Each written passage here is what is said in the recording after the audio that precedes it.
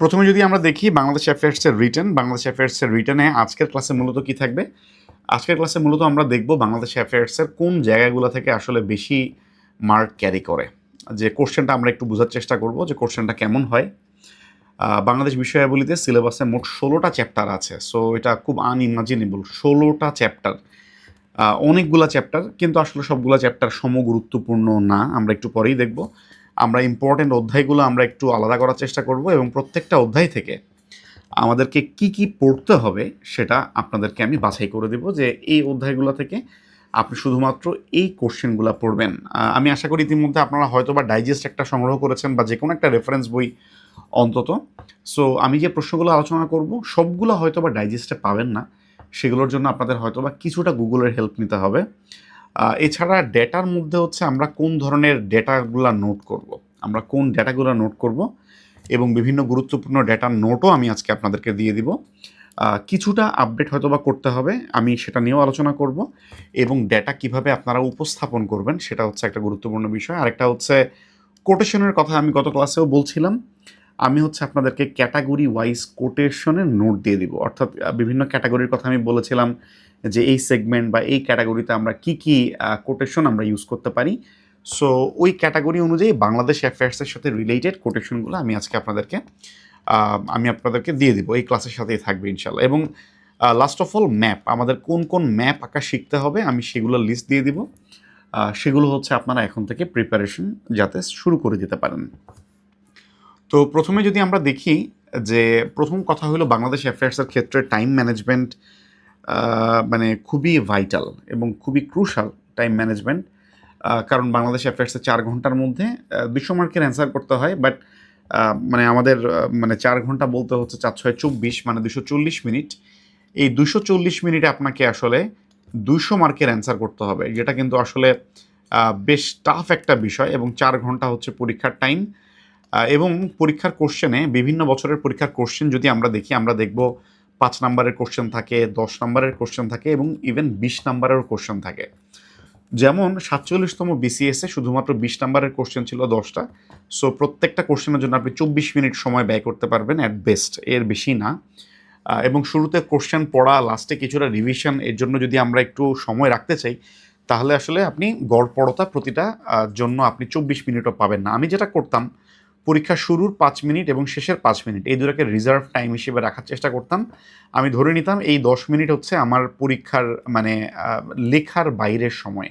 কারণ হচ্ছে আপনি দেখবেন যে স্ট্যাপল করতে হবে বা হচ্ছে টিচাররা সিগনেচার করবে। সো এইগুলা মোটামুটি দেখবেন যে কিছু সময় আপনার ওখানে ওয়েস্ট হয়ে যাবে। আরেকটা বিষয় হচ্ছে খাতা যখন একবার স্ট্যাপল করে ফেলে এরপরে কিন্তু লেখাটাও একটু টাফ হয়ে যায়। কারণ ওই স্ট্যাপল ভাঁজ করে লেখা, এক্সট্রা পেজ নিয়ে লেখা যেমন এক বিষয়, স্ট্যাপল করা বা সেলাই করার পর কিন্তু লেখাটা আরেকটু ডিফিকাল্ট হয়ে যায়। সো সব কিছু মিলে আমি অলওয়েজ এই ২৪০ মিনিটের মধ্যে আমি অলওয়েজ ১০ মিনিট বা ১৫ মিনিট আলাদা করে রাখতাম। Just ২৩০ minute. সো সেই হিসেবে আপনি ২০ নাম্বারের জন্য আপনি আসলে ২৩ মিনিট বা ২২ মিনিট পাবেন। ১০ নাম্বারের জন্য আপনি ১১ থেকে ১২ মিনিটের মতো আপনি স্পেন্ড করতে পারবেন এবং ৫ নাম্বারের জন্য আপনি ৫ থেকে ৬ মিনিট স্পেন্ড করতে পারবেন। সো লেখার ক্ষেত্রে আমরা নরমালি যেভাবে লিখি, খুব বেশি ছোটও না, খুব বেশি বড়ও না। এই স্ট্যান্ডার্ডে যদি লিখি তাহলে মোটামুটি ৫ নাম্বারের জন্য আপনি মানে ধারণা করতে পারেন আপনি ১ পেজের ৪ ভাগের ৩ ভাগ অথবা ১ পেজ আপনি অ্যাট বেস্ট, এর বেশি যাওয়া আমার কাছে মনে হয় না ঠিক হবে। কারণ আপনি টাইম ম্যানেজ করতে পারবেন না। ১০ নাম্বারে যদি কোনো কোশ্চেন হয় আপনি অ্যাট বেস্ট ২ পেজ পর্যন্ত যাইতে পারেন অথবা ১.৫ পেজ যাইতে পারেন। ১০ নাম্বারের যে কোনো কোশ্চেনের জন্য আপনি ১ বা ১.৫ পেজ পর্যন্ত আপনি যাইতে পারেন। ৫ নাম্বারের জন্য আপনি অ্যাট বেস্ট একটা পেজের ৪ ভাগের ৩ ভাগ থেকে শুরু করে আপনি হচ্ছে ১ পেজ পর্যন্ত লেখা যাইতে পারে। এবং ২০ নাম্বারের জন্য ৩.৫ পেজ থেকে শুরু করে ৪ পেজ পর্যন্ত বা ৩ থেকে ৪ পেজ আপনি হয়তোবা অ্যালোকেট করতে পারেন। বাট যাদের লেখা হচ্ছে তুলনামূলক অনেক ছোট তাদের ক্ষেত্রে হয়তোবা পেজ নাম্বারটা কমে যাবে। এটা আমি একটা জেনেরিক একটা মানে হিসাব দিলাম। সো আমাদের বাংলাদেশ অ্যাফেয়ার্সের জন্য অনেক দ্রুত লেখার অভ্যাস করা দরকার। এই কারণে আমি আপনাদেরকে কালকের ক্লাসেও বলেছি, আপনারা যারা রিটেন দিবেন তারা যেটা করবেন, প্রতিদিন আপনারা যেই বিষয়গুলো পড়বেন, মনে করেন সারাদিন আপনি বিভিন্ন জিনিস পড়ছেন, ওই জিনিসগুলো আপনি রিভিশন দেওয়ার জন্য মানে পড়া শেষ করে রাত্রেবেলা ওইখান থেকে যেকোনো একটা বা ২টা কোশ্চেন আপনি টাইম ধরে লিখবেন। যেমন ওখান থেকে একটা 10 মার্কের কোশ্চেন আপনি ফর এক্সাম্পল আপনি লিখতে চাচ্ছেন, সো দেখেন আপনি 11 বা 12 মিনিটের মধ্যে কতটুকু লিখতে পারেন। প্রথম প্রথম যখন লিখবেন আসলে দেখবেন যে এইটা মানে 11 বা 12 মিনিটের মধ্যে অর্ধেকও লেখা যায় না, হ্যাঁ। সো আপনার প্রথম দিকে দেখবেন অনেক স্ট্রাগল করতে হবে, বাট আসলে বিসিএস রিটেন আসলে টাইমের সাথে যুদ্ধ। অনেকে অনেক কিছু পারবে কিন্তু টাইমের জন্য লিখতে পারবে না। সো এখানে জানার থেকে গুরুত্বপূর্ণ হচ্ছে আপনি যতটুকু জানেন ততটুকু খাতার মধ্যে লিখে দিয়ে আসা। সো 11 থেকে 12 মিনিটের মধ্যে একটা 10 নম্বরের কোশ্চেন সুন্দর করে তথ্যগুলো উপস্থাপন সহ লেখা, দিস ইজ রিয়েলি মানে মানে এটা কিন্তু অনেক বড় একটা চ্যালেঞ্জ, হ্যাঁ। এবং 20 নম্বরের জন্য আপনি কিন্তু 24 মিনিটের মতো সময়ে আপনার জন্য বরাদ্দ থাকবে। 22 থেকে 24 মিনিট এই টাইমের মধ্যে মোটামুটি আপনাকে এই জিনিসটা কাভার করার চেষ্টা করতে হবে। সো প্রথম কথা হলো রেগুলারলি লিখা এবং রেগুলারলি এই জিনিসটা আপনাকে মানে কাভার করার চেষ্টা করা এই টাইমের মধ্যে লিখে। আমরা একটু কোশ্চেনগুলো একটু দেখি। আমাদের লাস্ট 46 বিসিএস এর রিটেন আমাদের হইল। সো 46 এর রিটেন কোশ্চেনটা মানে আমার কাছে মনে হয় কোশ্চেন অনেক চেঞ্জড টাইপের কোশ্চেন আসছে। এখানে ভৌগোলিক পরিস্থিতি থেকে কোশ্চেন আসে নাই, যেখানে আমরা ইউজুয়ালি দেখি ভৌগোলিক পরিস্থিতি বা বাংলাদেশের ভৌগোলিক অবস্থান সেটা থেকে কোশ্চেন থাকে, জনসংখ্যা থেকে কোশ্চেন থাকে, জনসংখ্যা থেকে কোনো কোশ্চেন ছিল না। অর্থনীতি থেকে লাস্ট মানে মোটামুটি 60-70 মার্কের কোশ্চেন বিগত বিসিএসগুলোতে হয়েছে, এবং এটাতেও কিন্তু অর্থনীতি থেকে 60 মার্কের কোশ্চেন আসছে। পরিবেশ থেকে ইউজুয়ালি আমাদের তেমন কোশ্চেন থাকে না, 44-45-এ ছিল না, 41-এও ছিল না। পরিবেশ থেকে একটা কোশ্চেন ছিল, প্রাকৃতিক সম্পদ আমাদের ব্লু ইকোনমি থেকে একটা কোশ্চেন ছিল, সংবিধান থেকে কোনো কোশ্চেন ছিল না। দ্যাট ওয়াজ মানে এটা অবশ্য একটু অ্যান্টিসিপেটেডই ছিল, কারণ যেহেতু আমাদের সংবিধান সংস্কার বা এই বিষয়গুলো নিয়ে কথাবার্তা চলছিল। বাট অ্যাটলিস্ট আমি একটা টিকা এক্সপেক্ট করছিলাম যে সংস্কার নিয়ে কোনো একটা টিকা থাকতে পারে। এই প্রথম সংবিধান থেকে কোনো কোশ্চেন আসে নাই। এর আগে একটা টিকা পর্যন্ত হইলেও সংবিধান থেকে অলওয়েজ আসছে। ইভেন সংবিধান থেকে 50 নাম্বার আসছে এমনও কিন্তু রেকর্ড আছে। সো সেখানে সংবিধান থেকে তেমন কোনো মানে আসলে কোশ্চেন না আসাটা একটু আমার কাছে মনে হয় যে পরিবর্তিত পরিস্থিতির কারণে। সো আপনারা শুধুমাত্র সংবিধানের সংস্কার বিষয়ক যে বিষয়গুলো এবং প্রিলিজ যে পড়াগুলো আমি আলোচনা করবো কোন কোন কোশ্চেন দেখতে হবে একটু পরেই, সো সেগুলোতে একটু গুরুত্ব পাবে। আইন, শাসন, বিচার, এই জায়গাটা থেকে ইউজুয়ালি কোশ্চেনের ডেন্সিটি কম ছিল। এই জায়গা থেকে একটা কোশ্চেন এবার আমরা দেখতে পারছি, এবার কোশ্চেন হয়েছে।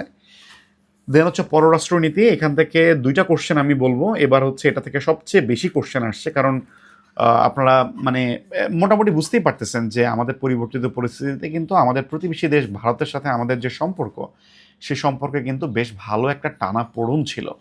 তো ওই পার্সপেক্টিভ থেকে বাংলাদেশের পররাষ্ট্রনীতি এটা কিন্তু এবার একটু গুরুত্বপূর্ণ একটা জায়গা ছিল। দেন রাজনৈতিক দল, নির্বাচন ব্যবস্থা, তথ্য যোগাযোগ, এনজিও, বিশ্বায়ন, এগুলো থেকে কোনো কোশ্চেন আসে নাই। লৈঙ্গিক ইস্যু অর্থাৎ নারীর ক্ষমতায়ন, এখান থেকে একটা কোশ্চেন ছিল।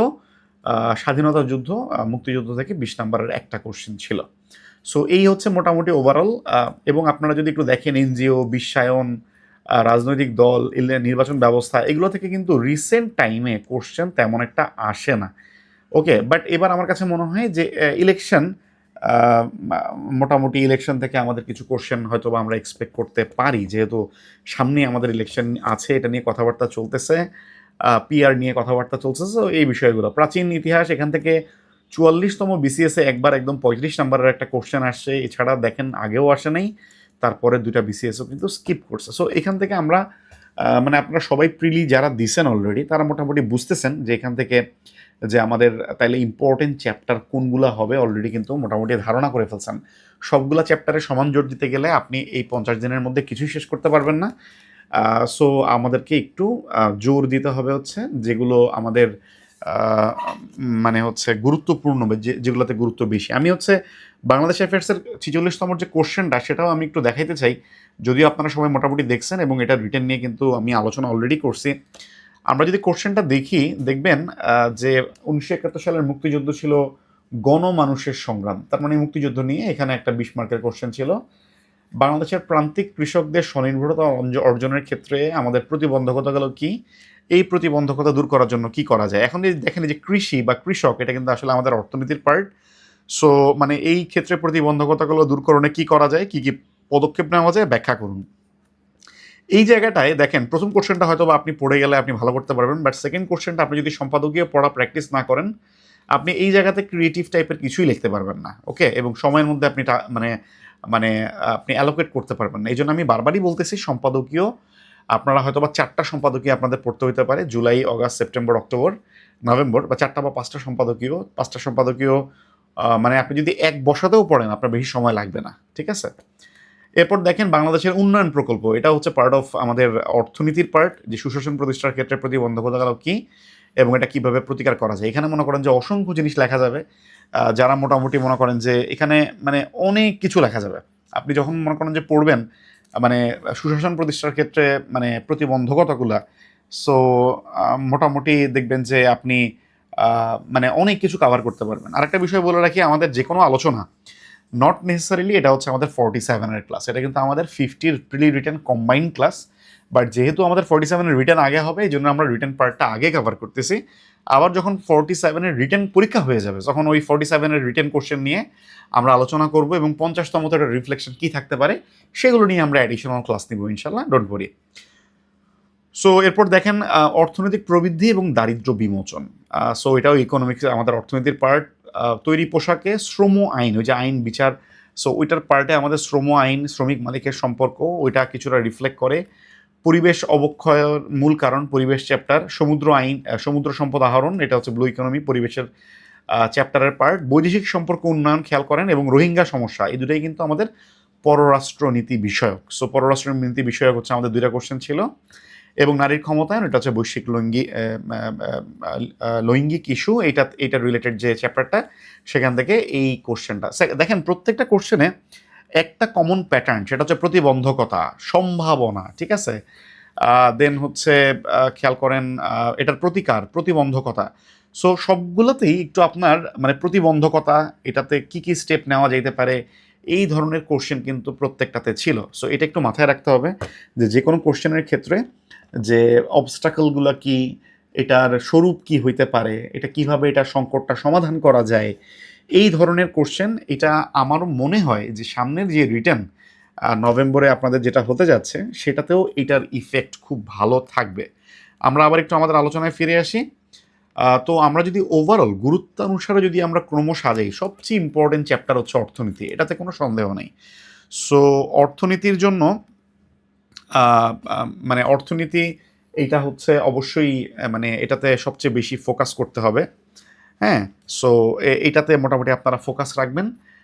স্বাধীনতা যুদ্ধ এরপরের পরবর্তী ফোকাস, যদিও এবার হচ্ছে আমাদের সিলেবাসে বলা থাকে 50 নাম্বার, বাট এখান থেকে 275 মানে সরি মাত্র 20 নাম্বার আসছিল, এবারে লাস্টে 47-এ সরি 46-এ সংবিধান, এখান থেকে 200 মার্ক। দেন জনসংখ্যা থেকে লাস্ট বিসিএসে কোনো কোশ্চেন আসে নাই। পররাষ্ট্রনীতি, এটা আমার কাছে মনে হয় বেশ ভালো, মানে ইম্পর্টেন্ট এখনকার পার্সপেক্টিভে।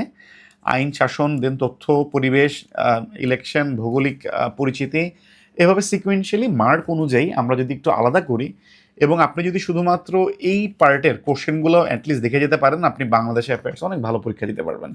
এমন যদি হয় আপনি মনে করেন যে প্রাচীন ইতিহাস, রাজনৈতিক দল, এনজিও, বিশ্বায়ন, এগুলো আপনি কিছুই দেখতে পারেন নাই, তারপর আপনি এগুলোতে মোটামুটি কিছু না কিছু লিখতে পারবেন। বাট এই পাশের যেগুলো, সেগুলোতে হচ্ছে মোটামুটি আমাদের একটু ভালো ইম্পর্টেন্ট গুরুত্ব দিয়ে প্রিপারেশন নেওয়া দরকার। প্রথম কথা হইল আমাদের বর্তমান পার্সপেক্টিভে, গত ক্লাসে আমি হচ্ছে বাংলা রচনা, ইংরেজি কম্পোজিশন কিছুর কথা বলছি।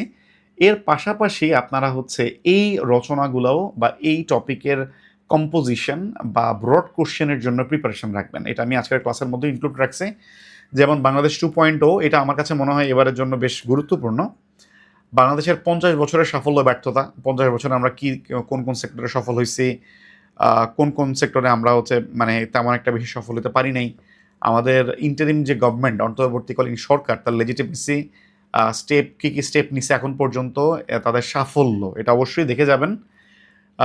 আমাদের সেক্টরাল রিফরমেশন, অর্থাৎ আমরা যে সংস্কারগুলো করছি, সেই সংস্কারগুলো ওভারঅল সবগুলা সংস্কার সম্পর্কিত বিষয়, এটা মনে রাখবেন যে এবার এটা আপনাদেরকে লিখতে হবে। আপনি বাংলাদেশ অ্যাফেয়ার্সে লিখবেন, নাহলে ইন্টারন্যাশনাল অ্যাফেয়ার্সে লিখবেন, নাহলে রচনার মধ্যে লিখবেন, নাহলে মানে কম্প্রিহেনশনের মধ্যে নাহলে পাবেন, মানে এটা আপনি অবশ্যই পাবেন।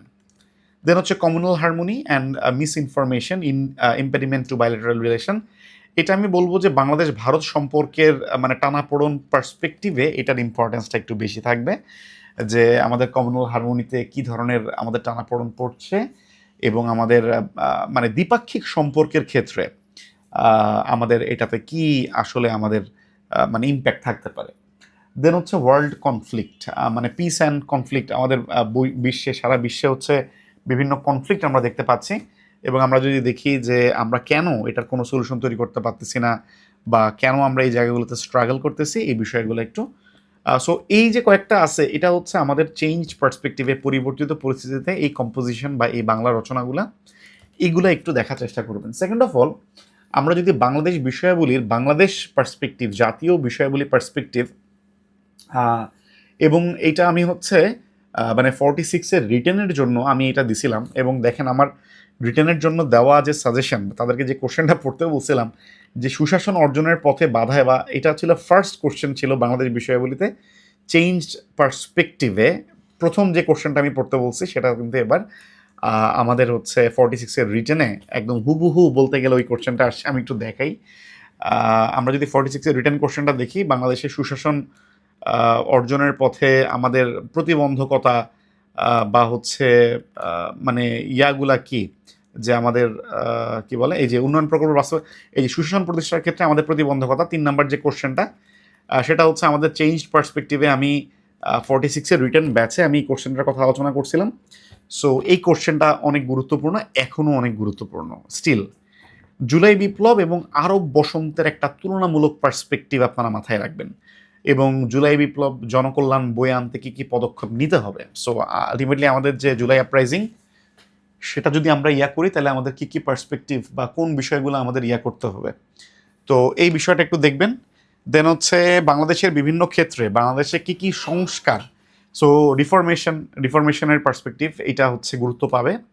আমাদের 50 বছরে আমাদের বাংলাদেশের সাফল্য এবং ব্যর্থতা, এইটা একটু মানে আমরা কোন কোন জায়গায় সফল হয়েছি, আমরা কোন কোন জায়গায় আমরা মানে সফল হতে পারি নাই। দেন হচ্ছে বাংলাদেশ 2.0, এটা গড়ার জন্য অন্তর্বর্তীকালীন সরকারের কার্যক্রম। সো একটু আগে আমরা কম্পোজিশনের জন্য যেটা আলোচনা করলাম, যেটা হচ্ছে আমাদের অন্তর্বর্তীকালীন সরকারের সাফল্য ব্যর্থতা, সো ওটার মধ্যে এটা এটা পড়ে যাবে। সো ওটা যদি পড়েন, এটা কিন্তু আলটিমেটলি হয়ে যাবে। কিছু ক্রিয়েটিভ টাইপের জিনিস থাকতে পারে, যে বর্তমান বাংলাদেশের কাছে আপনার প্রত্যাশা কী, অর্থাৎ আপনি রিফরমেশন, আমরা দেখেন, আপনি যদি রিফরমেশনগুলো পড়েন, যে এই রিফরমেশন কমিশনগুলো আমরা গঠন করছি এই রিফরমেশনগুলো করার জন্য, সো আলটিমেটলি ওটাই কিন্তু আপনি প্রত্যাশার জায়গায় আলটিমেটলি আপনি মোটামুটি আপনি লিখতে পারবেন যে এটা প্রত্যাশা হচ্ছে রিফরমেশন হয়ে এই জায়গায় এটা হবে, এই জায়গায় এটা হবে, এই রিফরমেশন হবে। সো এগুলো কিন্তু আপনি লিখতে পারবেন। সো এটা হচ্ছে মানে অনেকটা ওই কোশ্চেনটা একটু ঘুরে। দেন হচ্ছে সাম্প্রদায়িক সম্প্রীতি, জাতীয় ঐক্য এবং নতুন বাংলাদেশ বিনির্মাণে এটা কেন গুরুত্বপূর্ণ। সো সাম্প্রদায়িক সম্প্রীতি সম্পর্কে কিছু কোটেশন আমাদেরকে দেখতে হবে। জাতীয় ঐক্য মানে জাতীয় ঐক্য বা সাম্প্রদায়িক সম্প্রীতি, এটা আমাদের নতুন বাংলাদেশ বিনির্মাণে এটার গুরুত্ব কী। দেন হচ্ছে বিচার বহির্ভূত হত্যাকাণ্ড এবং মব জাস্টিস, এটা আমার কাছে মনে হয় এবার একটা টিকা আকারেও অ্যাটলিস্ট আসতে পারে। সো এটা একটু দেখবেন। আরেকটা হচ্ছে গণ অভ্যুত্থানের পর শ্রীলঙ্কা এবং নেপাল। সো শ্রীলঙ্কা তো অভ্যুত্থান তো আমাদের আগেই হয়ে গেল, আর নেপালের অভ্যুত্থান কিন্তু রিসেন্টলি হয়েছে। সো দুইটার সাথে একটু মানে রিলেট করার চেষ্টা করবেন, দুইটার মধ্যে একটু রিলেট করে আপনার এই কোশ্চেনটা একটা অ্যান্সার করার চেষ্টা করবেন। এবং আমাদের বাংলাদেশ 2.0, এই আপনার রচনা বলেন, কম্পোজিশন বলেন, এটার মধ্যে কিন্তু নেপালের পার্সপেক্টিভটা, শ্রীলঙ্কার পার্সপেক্টিভটা, এই দুটা পার্সপেক্টিভই থাকতে হবে। দেন হচ্ছে সংস্কার কমিশন এর প্রস্তাবগুলো বিশ্লেষণ করুন, ওটা কিন্তু আলটিমেটলি একই কথা। অন্তর্বর্তীকালীন সরকারের কার্যক্রম যখন আপনি পড়বেন, তখন কিন্তু আপনার আলটিমেটলি সংস্কার কমিশনের যে প্রস্তাব, সেটা কিন্তু আপনার মানে এটা হয়ে যাবে। দেন বাংলাদেশের অর্থনীতি, আমার কাছে মনে হয় যে এখনকার অর্থনীতির পরিবর্তিত প্রেক্ষাপটে, মানে ইউজুয়াল যে কোশ্চেনগুলো আমাদের জন্য ইম্পর্টেন্ট, সেগুলো নিয়ে তো আলোচনা আমি একটু পরেই করব। বাট বর্তমান প্রেক্ষাপটে যে বাংলাদেশের অর্থনীতির ক্ষেত্রে ট্রাম্পের রেসিপ্রোকাল ট্যারিফ, এটা বাংলাদেশের অর্থনীতিতে এটা কী ধরনের প্রভাব ফেলতে পারে বা ফেলছে, এবং এটা থেকে উত্তরণের উপায় আমি আপনাদেরকে অলরেডি একটা নোট প্রোভাইড করে দিয়েছি। সেটা আপনারা ওইটা দেখলে মোটামুটি চলবে। এবং আমি বলেছি ডক্টর দেবপ্রিয় মানে ভট্টাচার্যের তার একটা সেশন, সেই সেশনের উপর বেস করে নোটটা বানানো। বাংলাদেশে দ্রব্যমূল্যের মানে মানে স্ফীতি বা হচ্ছে মুদ্রাস্ফীতি যেটাকে আমরা বলছি, এটা কেন হচ্ছে এবং এটার আমরা সম্ভাব্য সমাধান মানে আমরা কি দিতে পারি। আর্থিক খাতে জালিয়াতি, এবং আর্থিক খাতে জালিয়াতির মধ্যে রিসেন্ট টাইমে আপনারা জানেন যে 5টা ইসলামী ব্যাংক এটা কিন্তু একীভূত করা হয়েছে। 5টা ইসলামী ব্যাংক এটাকে কিন্তু একীভূত করা হয়েছে। সো এই জিনিসটা এটার মধ্যে অবশ্যই মানে ইনক্লুড করবেন, যে আর্থিক জালিয়াতি রোধে যে 5টা ইসলামী ব্যাংক কিন্তু অলমোস্ট কপর্দক শূন্য হয়ে গেছে। আলটিমেটলি এই 5টা ইসলামী ব্যাংকে মার্জ করা হয়েছে এবং এখন এটার নতুন নামকরণ খুব সম্ভব ঠিক করা হয়েছে United Islami bank of Bangladesh, এরকম একটা নাম দেওয়ার জন্য প্রস্তাব করা হয়েছে। সো এটাও এটার মধ্যে অবশ্যই ইনক্লুড করবেন। এটা টিকা আকারেও আসতে পারে যে বাংলাদেশের মানে ব্যাংক মার্জ বা ব্যাংক একীভূতকরণ। বর্তমানে আমরা কিন্তু একটা অর্থনৈতিক সংকটের মধ্য দিয়ে আমরা মানে মোটামুটি বলা চলে কিছুটা আমরা ধুঁকছি এবং এটা সংকট সমাধানে করণীয়। আপনারা এবারের কোশ্চেনেও দেখছেন যে সংকট সমাধানে করণীয়, এটা চ্যালেঞ্জ, এই বিষয়গুলো কিন্তু আসলে ইনক্লুডেড ছিল। ঠিক আছে, আমাদের ট্যাক্স জিডিপি দেখেন এনবিআর নিয়ে প্রচুর কথাবার্তা হয়েছে, রাইট? সো এগুলো বুঝবেন যে আমাদের আসলে রিসেন্ট টাইমে কোন জিনিসগুলো নিয়ে আসলে কথাবার্তা হইতেছে। যদিও আসলে মানে মানে সত্য কথা বলতে বিশেষ প্রিপারেশন নেওয়ার সময় আমাদের এত লাক্সারি থাকে না যে আমরা এত কন্টেম্পোরারি জিনিস নিয়ে ভাববো। সো 2-3টা বিসিএস দিলে আস্তে আস্তে একটু কিছুটা আইডিয়া হয়ে যায়। আমি যেমন এখন একটা আপনাদেরকে যতই বলি না কেন যে এটা নিয়ে একটু ভাববেন, এটা নিয়ে একটু দেখবেন, আমি জানি যে এটা আসলে খুবই মানে চ্যালেঞ্জিং একটা কাজ। ওকে, সো দেখেন এনবিআর নিয়ে কিন্তু এনবিআর এর রিফরমেশন অলরেডি মানে এটাকে কিন্তু মানে আমাদের অর্থ মন্ত্রণালয়ে 2টা আলাদা বিভাগের মধ্যে কিন্তু ইনক্লুড করে দিচ্ছে এবং বর্তমান গভর্নমেন্ট তারা কিন্তু দেখবেন যে আমাদের ট্যাক্স জিডিপি রেশিও বাড়ানো নিয়ে কিন্তু অনেক ইনিশিয়েটিভ নেওয়ার চেষ্টা করতেছে। সো ট্যাক্স জিডিপি রেশিও কম হওয়ার কারণ কি এবং এটা কিভাবে এটা থেকে আমরা উত্তরণ করতে পারি? আমরা এই যে অনুন্নত, আমরা মোটামুটি এখন উন্নয়নশীল দেশ থেকে আমরা আস্তে আস্তে উন্নত হব। আমাদের যদি ট্যাক্স জিডিপি রেশিও যদি কম থাকে তাহলে এটা আমাদের জন্য কখনোই পসিবল না। সো অন্তর্বর্তীকালীন সরকারের কিন্তু এইটা একটা বড় একটা চ্যালেঞ্জ। সো এটা একটু আলাদা করে দেখতে হবে। দেন হচ্ছে ডক্টর মোহাম্মদ ইউনুস এবং এনজিও সম্পর্কে আমাদের 3 জিরোস সম্পর্কে একটু দেখবেন। 3 জিরোস আসলে এটার ইম্প্যাক্ট কি এবং এটার মানে অর্জনের জন্য আমাদের করণীয় কি? বাংলাদেশের এনজিও সেবায় সামাজিক দায়বদ্ধতা এবং ন্যায্যতা মানে এটা সম্পর্কে একটু জানবেন। দেন হচ্ছে ডক্ট্রিন অফ নেসেসিটি এবং আমরা যে ডক্ট্রিন অফ নেসেসিটির আলোকে বর্তমান সরকারের বৈধতা। ঠিক আছে, সো এটা হচ্ছে আমাদের বর্তমান অন্তর্বর্তীকালীন সরকারের পার্সপেক্টিভে অর্থাৎ ডক্টর মোহাম্মদ ইউনুস বা এনজিও পার্সপেক্টিভে এই দুইটা আমাদের এনজিও বা সুশীল সমাজ যে চ্যাপ্টারটা আছে সেখান থেকে রিসেন্ট মানে চেঞ্জড পার্সপেক্টিভে আপনাদেরকে এই কোশ্চেনগুলো একটু দেখতে হবে। দেন দুর্যোগ আপনারা মোটামুটি সবাই জানেন যে অন্তর্বর্তীকালীন সরকার কিন্তু ক্ষমতায় আসার পরপরই আমাদের কিন্তু একটা বন্যা, সিভিয়ার বন্যা হয়েছে, যেখানে বাংলাদেশের বিভিন্ন জায়গায় আসলে মানে বন্যা আমরা মানে হয় নাই এর আগে কখনো, সেই সব জায়গাতেও বন্যা হয়েছে। সো আকস্মিক বন্যা আমরা দেখতেছি। সো বন্যা সম্পর্কে একটু জানবেন, আমার কাছে মনে হয় এটা এবারও বেশ গুরুত্বপূর্ণ। 46-এর জন্য এটা ইম্পর্টেন্ট ছিল। ডেমোগ্রাফিক ডিভিডেন্ড, এটা হচ্ছে আমাদের জনসংখ্যা চ্যাপ্টার থেকে যদি একটা কোশ্চেন আমি বলি ইম্পর্টেন্ট, ওই একটা কোশ্চেন হচ্ছে ডেমোগ্রাফিক ডিভিডেন্ড। সো আমাদের ডেমোগ্রাফিক ডিভিডেন্টের সুফল পাওয়ার জন্য শিক্ষা কাঠামোতে কী ধরনের আমাদের চেঞ্জ আনতে হবে এবং এটা টেকসই উন্নয়নে আমরা কিভাবে আমাদের যে ডেমোগ্রাফিক ডিভিডেন্ড এটাকে আমরা কিভাবে কাজে লাগাইতে পারি। দেন সংবিধান থেকে আমরা 46-এ কোনো কোশ্চেন আমরা দেখি নাই, এটা নিয়ে অনেক আলোচনা হয়েছে। সংবিধান থেকে কোনো কোশ্চেন আসে নাই। আমরা যদি সংবিধান থেকে এবারের যে কোশ্চেনগুলো সেখানে আমরা পড়বো হচ্ছে মোস্টলি যে তত্ত্বাবধায়ক সরকার ব্যবস্থা যে বাতিল করা হয়েছিল এটাকে যে পুনর্বহাল করা হয়েছে। দেন গণভোটের যৌক্তিকতা আছে কিনা, 15তম সংশোধনী সেটা বাতিলের যৌক্তিকতা। দেন হচ্ছে তত্ত্বাবধায়ক সরকার এবং অন্তর্বর্তীকালীন সরকার এই দুটার মধ্যে ডিফারেন্স কি, আমরা সংবিধান কি সংস্কার করতে চাই নাকি আমরা সংবিধান পুনর্লিখন করতে চাই, এটা কোনটা জরুরি এবং কোন সেটার পক্ষে আপনার মতামত দেন। ওকে, এই ধরনের যে কোশ্চেনগুলো সেটা কিন্তু আসলে কোনো রাইট অ্যান্সার নেই। আপনি যদি বলেন সংস্কার করা দরকার আপনি সেটার সপক্ষে আপনি লিখবেন, আপনি যদি বলেন যে না পুনর্লিখন করা দরকার সেটার সপক্ষে আপনি লিখবেন। সো মতামত এবং মতামতের ক্ষেত্রে আমার কাছে মনে হয় দুইটা দিকেরই ভালো মন্দ দিক আলোচনা করে তারপর আপনার যে কোনো একটা দিকের দিকে সামান্য একটু বায়াসনেস দেখানো, এই ধরনের কোশ্চেনগুলো আপনি দেখবেন। ওকে, সংবিধান সংস্কার কমিশনের প্রস্তাব যেগুলো সেই প্রস্তাবগুলো মূল্যায়ন করুন। ওইটা একই কথা আবার যে মানে সংস্কার কমিশনের যে জিনিসটা সেটা যদি আপনি পড়েন তাহলে কিন্তু আপনার দেখবেন যে এই পার্টটাও ইনশাল্লাহ আপনার কাভার হয়ে যাবে। ঠিক আছে, সো আমরা ডেমোগ্রাফিক ডিভিডেন্ড যেটা বলতেছিলাম, ডেমোগ্রাফিক ডিভিডেন্ডের মধ্যে কি আছে যে আমাদের মোট জনসংখ্যার যদি 50% তারা যদি একটা বয়স রেঞ্জ আছে খুব সম্ভব 16 থেকে 64 বছর এই বয়সের মধ্যে থাকে মানে কর্মক্ষম জনসংখ্যা, এটা যদি আমাদের 50%-এর বেশি জনসংখ্যা থাকে তাহলে আমরা বলি যে ওই দেশটা জনমিতিক লভ্যাংশ বলা হয় বাংলায় বা ইংরেজিতে ডেমোগ্রাফিক ডিভিডেন্ডের মধ্যে আছে। আর এখানে যে কোশ্চেনগুলো বলতেছি এটা মোস্টলি আপনারা ডাইজেস্ট একটু ফলো করবেন এবং সম্পাদকীয় ফলো করবেন।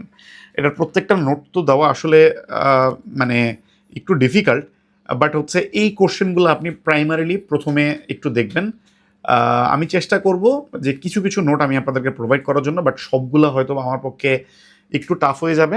বাট আপনারা এই কোশ্চেনগুলো দেখে আপনারা আপনাদের মানে ডাইজেস্ট থেকে পড়া শুরু করে দিবেন। এরপর আমার নোট যদি পান, আমার নোট ডেফিনেটলি আমি খুবই প্রিসাইজ রাখার চেষ্টা করব, জাস্ট পয়েন্ট আকারে, যে সে ফর এক্সাম্পল সুশাসন অর্জনের পথে বাধাগুলো কী কী, হয়তো বা আমার এখানে পয়েন্ট থাকবে 10টা, জাস্ট এই 10টা পয়েন্টের ভিতরে আপনি কিছু ইলাবোরেশন করবেন, এই ধরনের থাকতে পারে।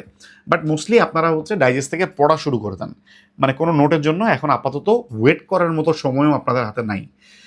আমি মানে মানে আমাদের হচ্ছে বিসিএস এর আপনাদের রেজাল্ট হইল খুবই রিসেন্টলি, এবং আমরা কিন্তু অলরেডি বিসিএস এর রিটেনের বাংলাদেশ অ্যাফেয়ার্সের ক্লাস আমরা করতেছি।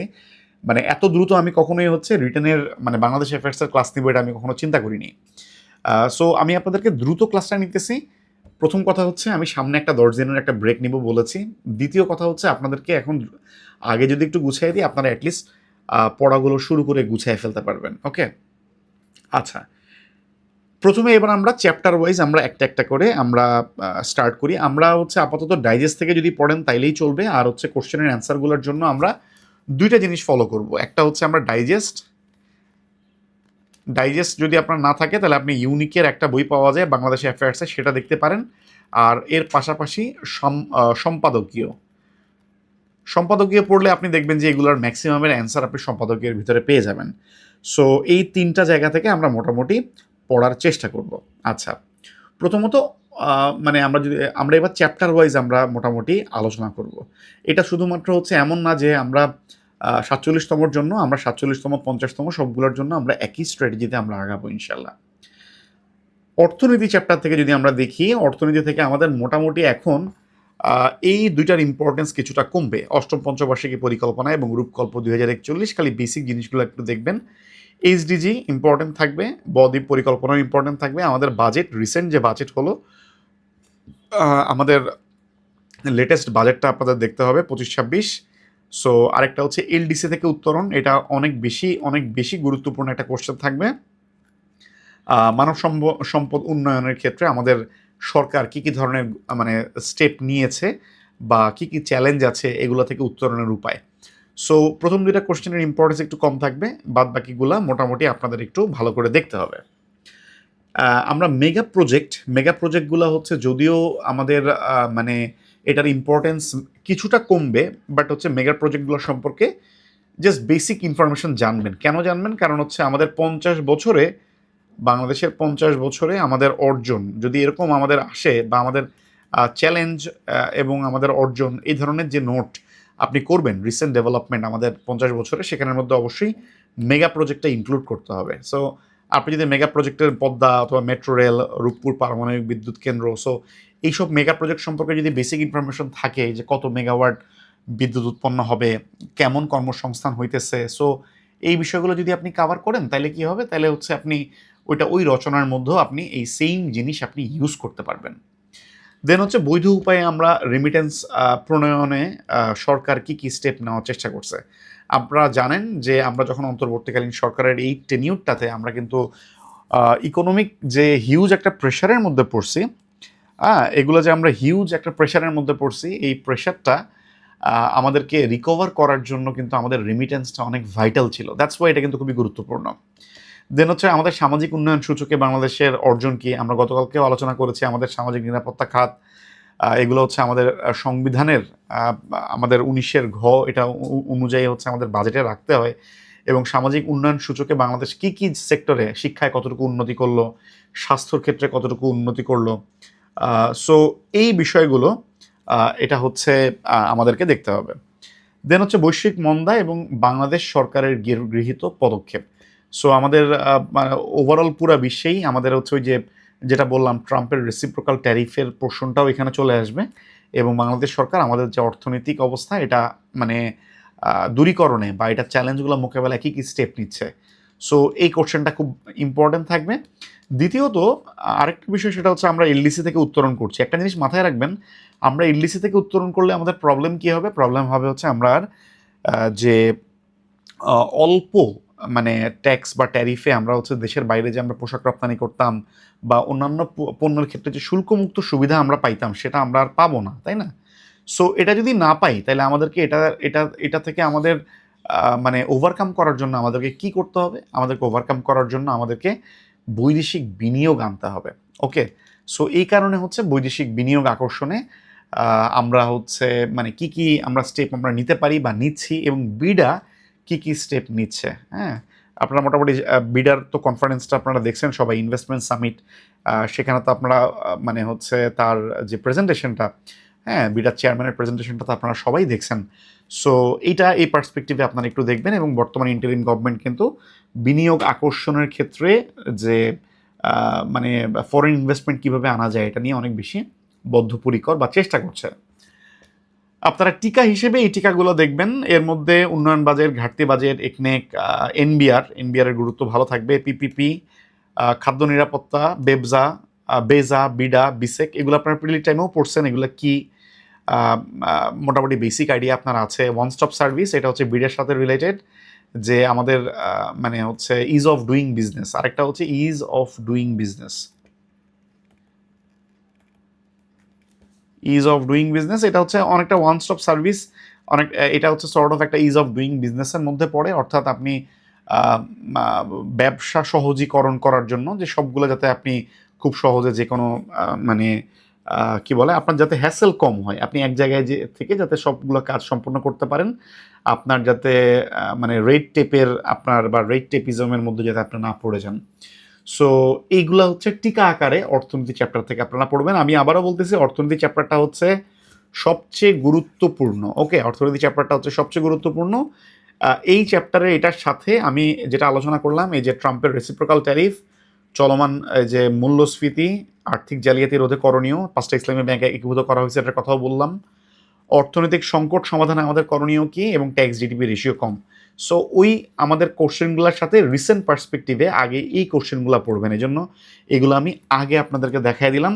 এখানে যে কোশ্চেনগুলো, যে বাংলাদেশের জাতীয় বিষয়গুলি, অর্থনীতি, এনজিও, দুর্যোগ, ডেমোগ্রাফিক ডিভিডেন্ড, সংবিধান, এই কোশ্চেনগুলো প্রত্যেকটা এই চ্যাপ্টারগুলো যখন শুরু করবেন আগে এই কোশ্চেনগুলো পড়বেন, তারপর হচ্ছে বাদ বাকিগুলো আমরা দেখবো। ওকে, দেন হচ্ছে আমাদের মুক্তিযুদ্ধ। আমাদের এবার কোশ্চেন ছিল যে এটা ছিল গণমানুষের যুদ্ধ, এটা ব্যাখ্যা করো। সো এখানে দেখেন আপনি মানে মানে অনেক কিছু আসলে এখানে লেখা যায়, অনেক কিছু লিখতে পারবেন, বাট 20 মার্কের জন্য আপনি 24-25 মিনিটের মধ্যে কতটুকু লিখবেন বা কোন বিষয়গুলো ফোকাস করবেন, এটাই আসলে চ্যালেঞ্জ। এবং এটা আপনি কিছুটা আপনি লিখলে, ওই যে প্রতিদিন যেটা বললাম যা পড়বেন, দিন শেষে একটা কোশ্চেন অন্তত আপনি লিখবেন, দেখবেন যে তাইলে ওই আপনার কিছুটা মাসল মেমোরি কাজ করবে, যে ইনস্ট্যান্টে লেখার সময়ই আপনি চিন্তা করে হয়তো বা গুছায় আপনি লিখতে পারবেন। ওকে, এইখানে যে কোশ্চেনগুলো, এটা তো আসলে নোট করে আপনি এই মুহূর্তে পড়া খুবই ডিফিকাল্ট। যারা 50তমর জন্য প্রিপারেশন নিচ্ছেন তারা এগুলা নোট করতে পারেন কিছু, তারা হচ্ছে এটা কি করবেন, তারা হচ্ছে এটা আপনারা নোট করে আপনারা এটা ইয়ে করতে পারবেন। কিন্তু যারা 47তম ক্যান্ডিডেট, আমি বলবো এটা নোট করার কোনো দরকার নেই।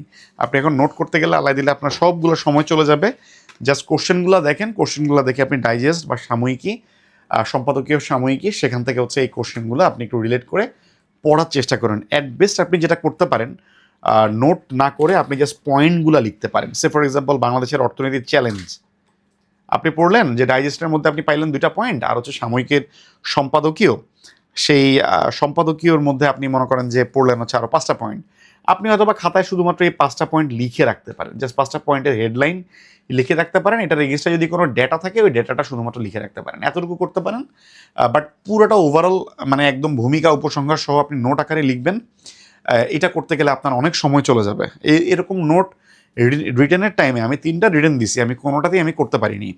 সো এরকম নোট আসলে করার সময় পাওয়া যায় না। রিটেনের সময় আপনার 2 মাস হোক, 4 মাস হোক, 5 মাস হোক, এটা আসলে মানে করা মানে একটু ডিফিকাল্ট হয়ে যায়। বাট ছোট করে নোট করে রাখবেন, যেটা বললাম এই যে চ্যালেঞ্জগুলো লিখে পয়েন্ট পয়েন্ট করে এভাবে করে লিখে মনে করেন যে রাখতে পারেন। বাট আপনি যখন মনে করেন যে পরীক্ষার হলে লিখবেন, এটা তো আপনি নোটটা করতেছেন হচ্ছে আপনি নিজে মানে কি বলে আপনি হয়তো বা মানে বই থেকে পড়ছেন, বাট আপনি শুধুমাত্র পয়েন্টটা লিখে রাখছেন, বইয়ের মধ্যে কি লেখা আছে ওই পয়েন্টটা দেখলে আপনি মনে করেন ওইটাতে এগেন্সে 2-1 লাইন লিখতে পারবেন। ওকে, সো আপনি পরীক্ষার হলে তো শুধুমাত্র পয়েন্টটা লিখবেন না, আপনি পরীক্ষার হলে মনে করেন পয়েন্ট লিখে তার আন্ডারে অথবা 1টা 2টা সেন্টেন্স আপনি লিখবেন। অথবা যদি আপনি একটু পয়েন্ট করে করে ওই পয়েন্টগুলোর টাইটেল না দিয়ে ওইটার এগেনস্টে আপনি একটা করে সেন্টেন্স লিখবেন, এভাবে করে পয়েন্ট করে করে 1 2 3 দিয়ে এভাবে করে সেন্টেন্স লিখবেন বা ফ্রেজ লিখবেন।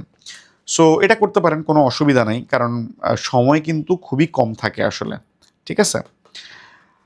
আচ্ছা, এবার যদি আমরা যাই, আরেকটা যেটা বললাম, আপনাদের ডাইজেস্ট কিনলে যেটা হবে, সবগুলো সাবজেক্টই আসলে যেহেতু কাভার হয়, ডাইজেস্ট একটা আসলে আপনাদের লাগবেই। আর এখন রিটেনের জন্য সময় যে পরিমাণ কম, ওই সাবজেক্টিভ আলাদা আলাদা বইয়ের পিছনে এখন আসলে মানে ইনভেস্ট মানে করা আসলে খুব টাফ হয়ে যাবে। আপনারা হচ্ছে, আমার কাছে মনে হয় ডাইজেস্ট আপাতত, যারা 50তমের জন্য, তারা আপাতত ডাইজেস্ট দিয়ে স্টার্ট করতে পারেন। আচ্ছা, স্বাধীনতা যুদ্ধের মধ্যে আমরা কি পড়বো? আমাদের মুক্তিযুদ্ধ বা আমাদের জাতীয় বিষয়গুলিগুলোর মধ্যে সেখানে কিন্তু আমরা ভাষা আন্দোলনের তাৎপর্য, ভাষা আন্দোলনের নারীর ভূমিকা, আর টিকা হিসেবে আমরা হচ্ছে শহীদ মিনার, আন্তর্জাতিক মাতৃভাষা দিবস, Bangla Academy, Operation Searchlight, Tamaddun Majlish, এই টিকাগুলো আমরা মোটামুটি একটু দেখার চেষ্টা করব। আচ্ছা, আমরা 56 সালের পাকিস্তানের যে সংবিধান ছিল, সেই সংবিধানের বৈশিষ্ট্য দেখবেন। 62 সালের শরীফ শিক্ষা কমিশন, তাদের যে রিপোর্ট এবং শিক্ষা আন্দোলন, হ্যাঁ, আমরা যে 17 সেপ্টেম্বর শিক্ষা দিবস বলি, এবং সংবিধানের 17 নম্বর অনুচ্ছেদে হচ্ছে আমাদের অবৈতনিক বাধ্যতামূলক শিক্ষার কথা আছে। তো এই 62 সালের শিক্ষা আমরা হচ্ছে বাংলাদেশ অ্যাফেয়ার্সের মানে জাতীয় বিষয়গুলি ক্লাসেও আলোচনা করেছি। আপনারা প্রিলির পড়া দিয়ে অনেক কিছু জানেন অলরেডি, যে শিক্ষাকে তারা হচ্ছে মানে সস্তায় দেওয়া যাবে না, ঠিক আছে? এবং হচ্ছে মানে তারা বলছিল যে বাংলা ইভেন লিখতে হবে হচ্ছে আরবি হরফে। এই বিষয়গুলো কিন্তু শরীফ শিক্ষা কমিশনের রিপোর্টে ছিল, যেগুলো আপনি প্রিলির টাইমে অলরেডি পড়ছেন। সো ওগুলোকে রিটার্ন স্টাইলে লিখলে আপনার রিটার্নের কাভার হয়ে যাবে। আপনি ডাইজেস্টের মধ্যে বা যে কোনো নোটের মধ্যে দেখলে আপনি দেখবেন যে মানে এই বিষয়গুলো পাবেন। বীর শ্রেষ্ঠদের নাম, খেতাবপ্রাপ্ত নারী মুক্তিযোদ্ধাদের বিবরণ। এটা কেন? কারণ হচ্ছে মনে করেন যে মুক্তিযুদ্ধে নারীদের অবদান, এটা যদি আসে তাহলে আপনি যাতে কিছু পয়েন্ট আপনি উল্লেখ করতে পারেন। আবার যেমন দেখেন যে এবারের আমাদের যে মুক্তিযুদ্ধ ছিল গণমানুষের যুদ্ধ, সো এখানে বীরশ্রেষ্ঠ, এবার দেন হচ্ছে খেতাবপ্রাপ্ত নারী মুক্তিযোদ্ধা, বিদেশি যে মুক্তিযোদ্ধা আছে তাদের যদি আপনি মনে করেন যে ইনক্লুড করে দেন, তাহলে কিন্তু আপনি বলতে পারবেন যে শুধুমাত্র এমন না যে সেনাবাহিনী শুধুমাত্র এখানে ইনক্লুড ছিল।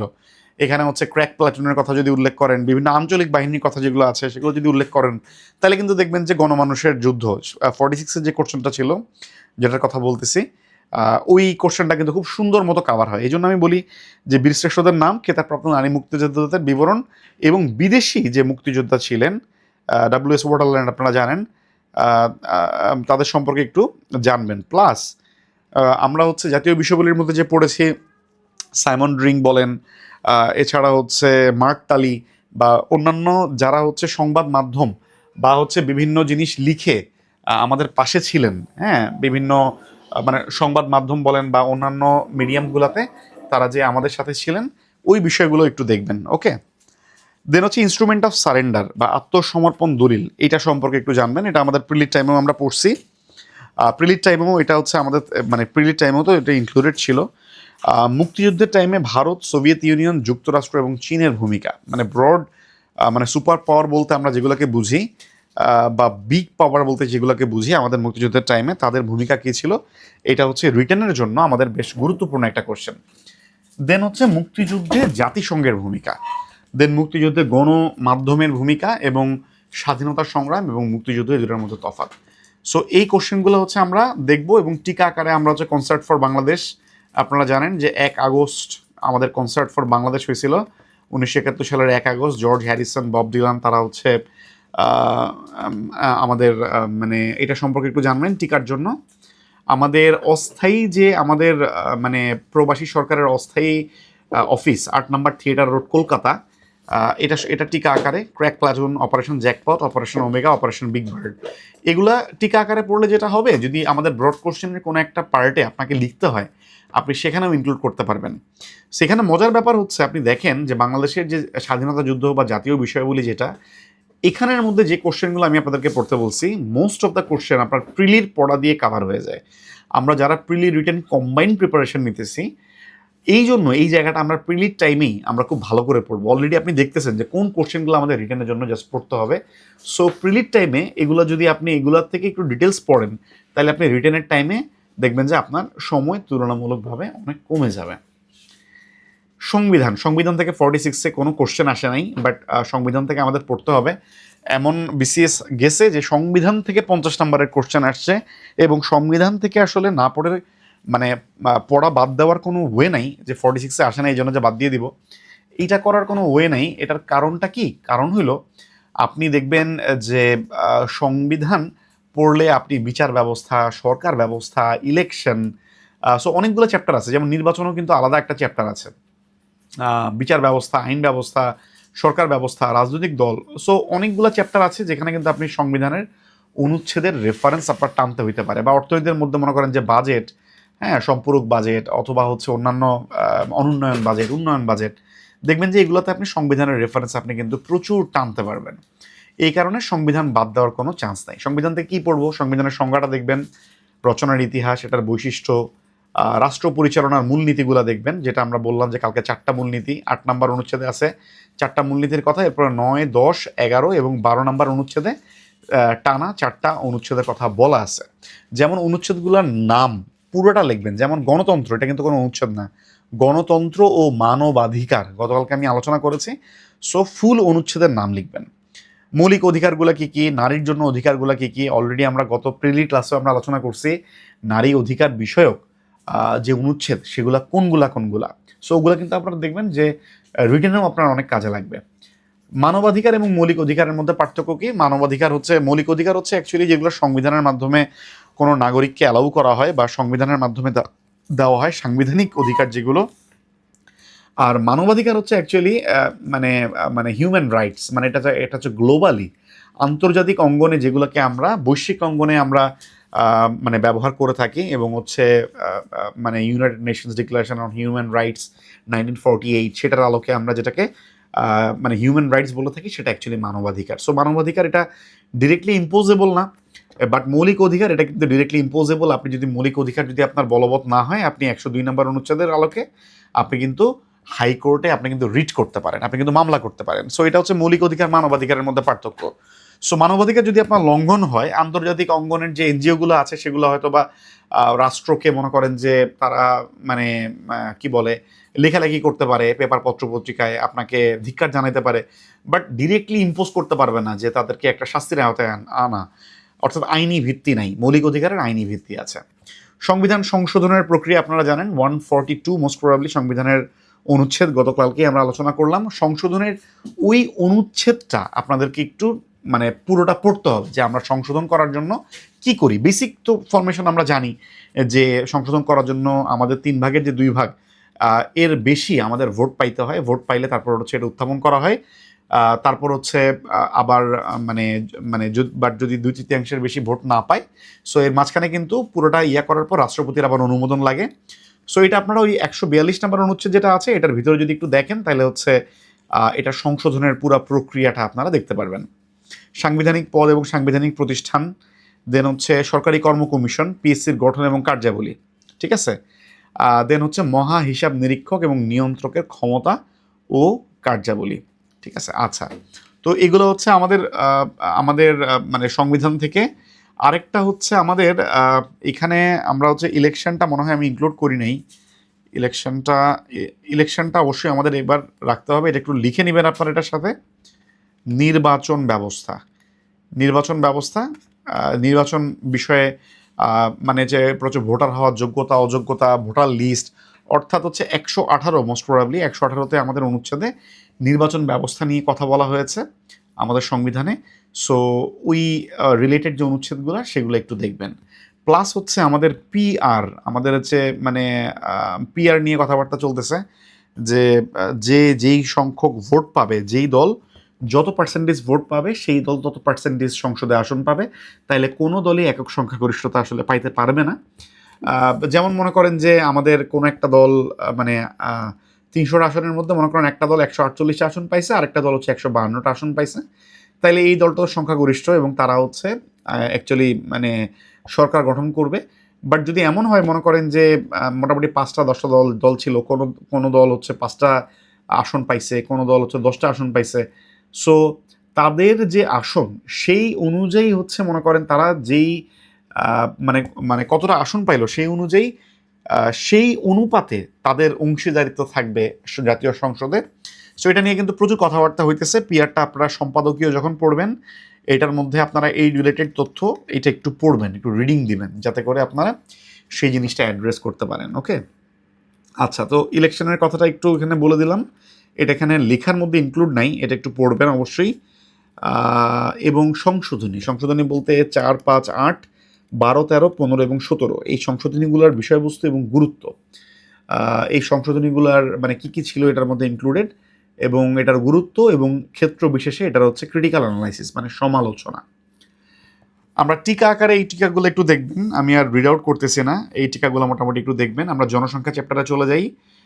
জনসংখ্যার মধ্যে আমরা জনশুমারি, গৃহগণনা, মানব সম্পদ উন্নয়নে কী কী স্টেপ নিয়েছে বর্তমান গভর্নমেন্ট, নরগোষ্ঠী এবং জাতির মধ্যে আমাদের মানে পার্থক্য কী, ক্ষুদ্র নৃগোষ্ঠীর সংক্ষিপ্ত বিবরণ, এখানে আপনার পড়া দিয়ে কাভার হয়ে যাবে, যে চাকমা, মারমা, গারো, খাসিয়া তাদের সম্পর্কে একটু আপনি আলোচনা করবেন। পার্বত্য চট্টগ্রাম শান্তি চুক্তি, এটা কিন্তু আমাদের দেশের পার্সপেক্টিভে বা ইতিহাসে মানে এই ইস্যুটা কিন্তু আসলে অনেক বড় একটা ইস্যু। এটা সম্পর্কে একটু জানবেন। আমাদের ডেমোগ্রাফিক ডিভিডেন্ড কেবলই বললাম, এটার সম্ভাবনা কি, এটা চ্যালেঞ্জগুলো কি, দেন হচ্ছে আমাদের জনসংখ্যা বৃদ্ধির সমস্যাগুলো কি, আমাদের বাংলাদেশে বসবাসরত বিভিন্ন ক্ষুদ্র নৃগোষ্ঠী এরা কি উপজাতি নাকি আদিবাসী, এবং আপনার উত্তরের পক্ষে যুক্তি দেবেন। ডেফিনেটলি অবশ্যই এটা উপজাতি বলবেন, কারণ আমরা কিন্তু আমাদের সংবিধানের অনুচ্ছেদের আলোকে আমরা কিন্তু অবশ্যই বলি তারা হচ্ছে উপজাতি বা ক্ষুদ্র নৃগোষ্ঠী। আমরা কিন্তু এভাবে ডিফাইন করি, আদিবাসী কিন্তু বলি না। আদিবাসী মানে হচ্ছে যারা হচ্ছে প্রাচীন যুগ থেকে, মানে তারাই অরিজিনালি হচ্ছে আমাদের এখানকার বাসিন্দা, তাদেরকে অ্যাকচুয়ালি আদিবাসী বলা হয়। সো এটা কিন্তু উপজাতি, এবং উত্তরের পক্ষে হচ্ছে আমাদের সংবিধানের যে আর্টিকেলটা আছে এই রেফারেন্সটা আপনি টানবেন। আমাদের পররাষ্ট্রনীতির আলোকে আমাদের যুক্তরাষ্ট্র, চীন এবং ভারতের সাথে আমাদের সম্পর্ক এবং এইটার সম্ভাবনা এবং এটা চ্যালেঞ্জ, যেহেতু হচ্ছে রিসেন্ট টাইমে আমাদের ইন্ডিয়ার সাথে রিলেশনের কিছু টানাপোড়েন বেশ ভালো ছিল। দেন হচ্ছে আমাদের পররাষ্ট্রনীতির বৈশিষ্ট্য এবং চ্যালেঞ্জগুলো দেখবেন। আচ্ছা, এখানে ইনক্লুড না করলেও এখানে আমি ইনক্লুড করছি আবার বাংলাদেশ ইন্ডিয়া, বাংলাদেশ চায়না, বাংলাদেশ যুক্তরাষ্ট্র এবং বাংলাদেশ মায়ানমার রিলেশন। এই রিলেশনগুলো আমাদের ভূ রাজনৈতিক প্রেক্ষাপটে আমাদের মানে এই সম্পর্কগুলো একটু বিশ্লেষণ করেন। এই নোটটা মনে করেন বা এই জিনিসটা আপনি যে নিজে পড়বেন, এটা পড়লে আপনি দেখবেন যে হয়তো বা ডিরেক্টলি আপনার এই কোশ্চেনটা আসবে না, যে ভূ রাজনৈতিক প্রেক্ষাপটে নিম্নলিখিত সম্পর্কগুলো বিশ্লেষণ করুন।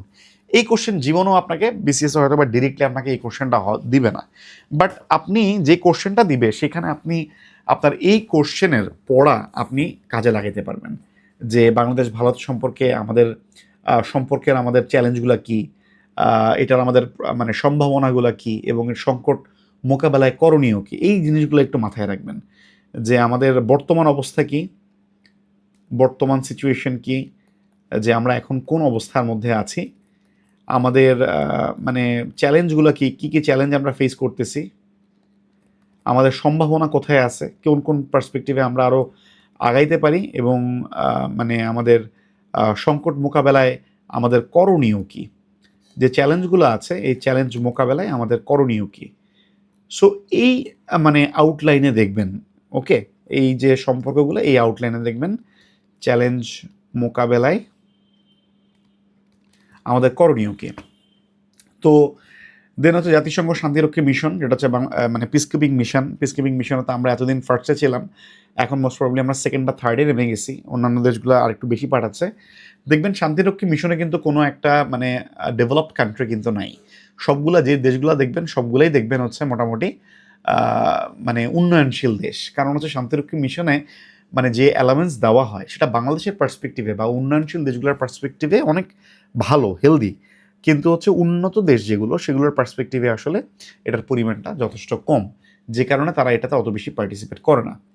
জলবায়ু কূটনীতি, দেন হচ্ছে রোহিঙ্গা সমস্যা, এই যে রোহিঙ্গা ক্রাইসিস 46-এর সময় ডেফিনেটলি বলছিলাম, এবং এটা হচ্ছে আমাদের ইম্পর্টেন্ট ছিল, এবং 46-এ আমাদের কিন্তু রিটেন কোশ্চেনে আপনারা কেবলই দেখছেন রোহিঙ্গা সমস্যা আমরা কিভাবে আমরা সমাধান করতে পারি, এটা কিন্তু মানে ইনক্লুডেড ছিল।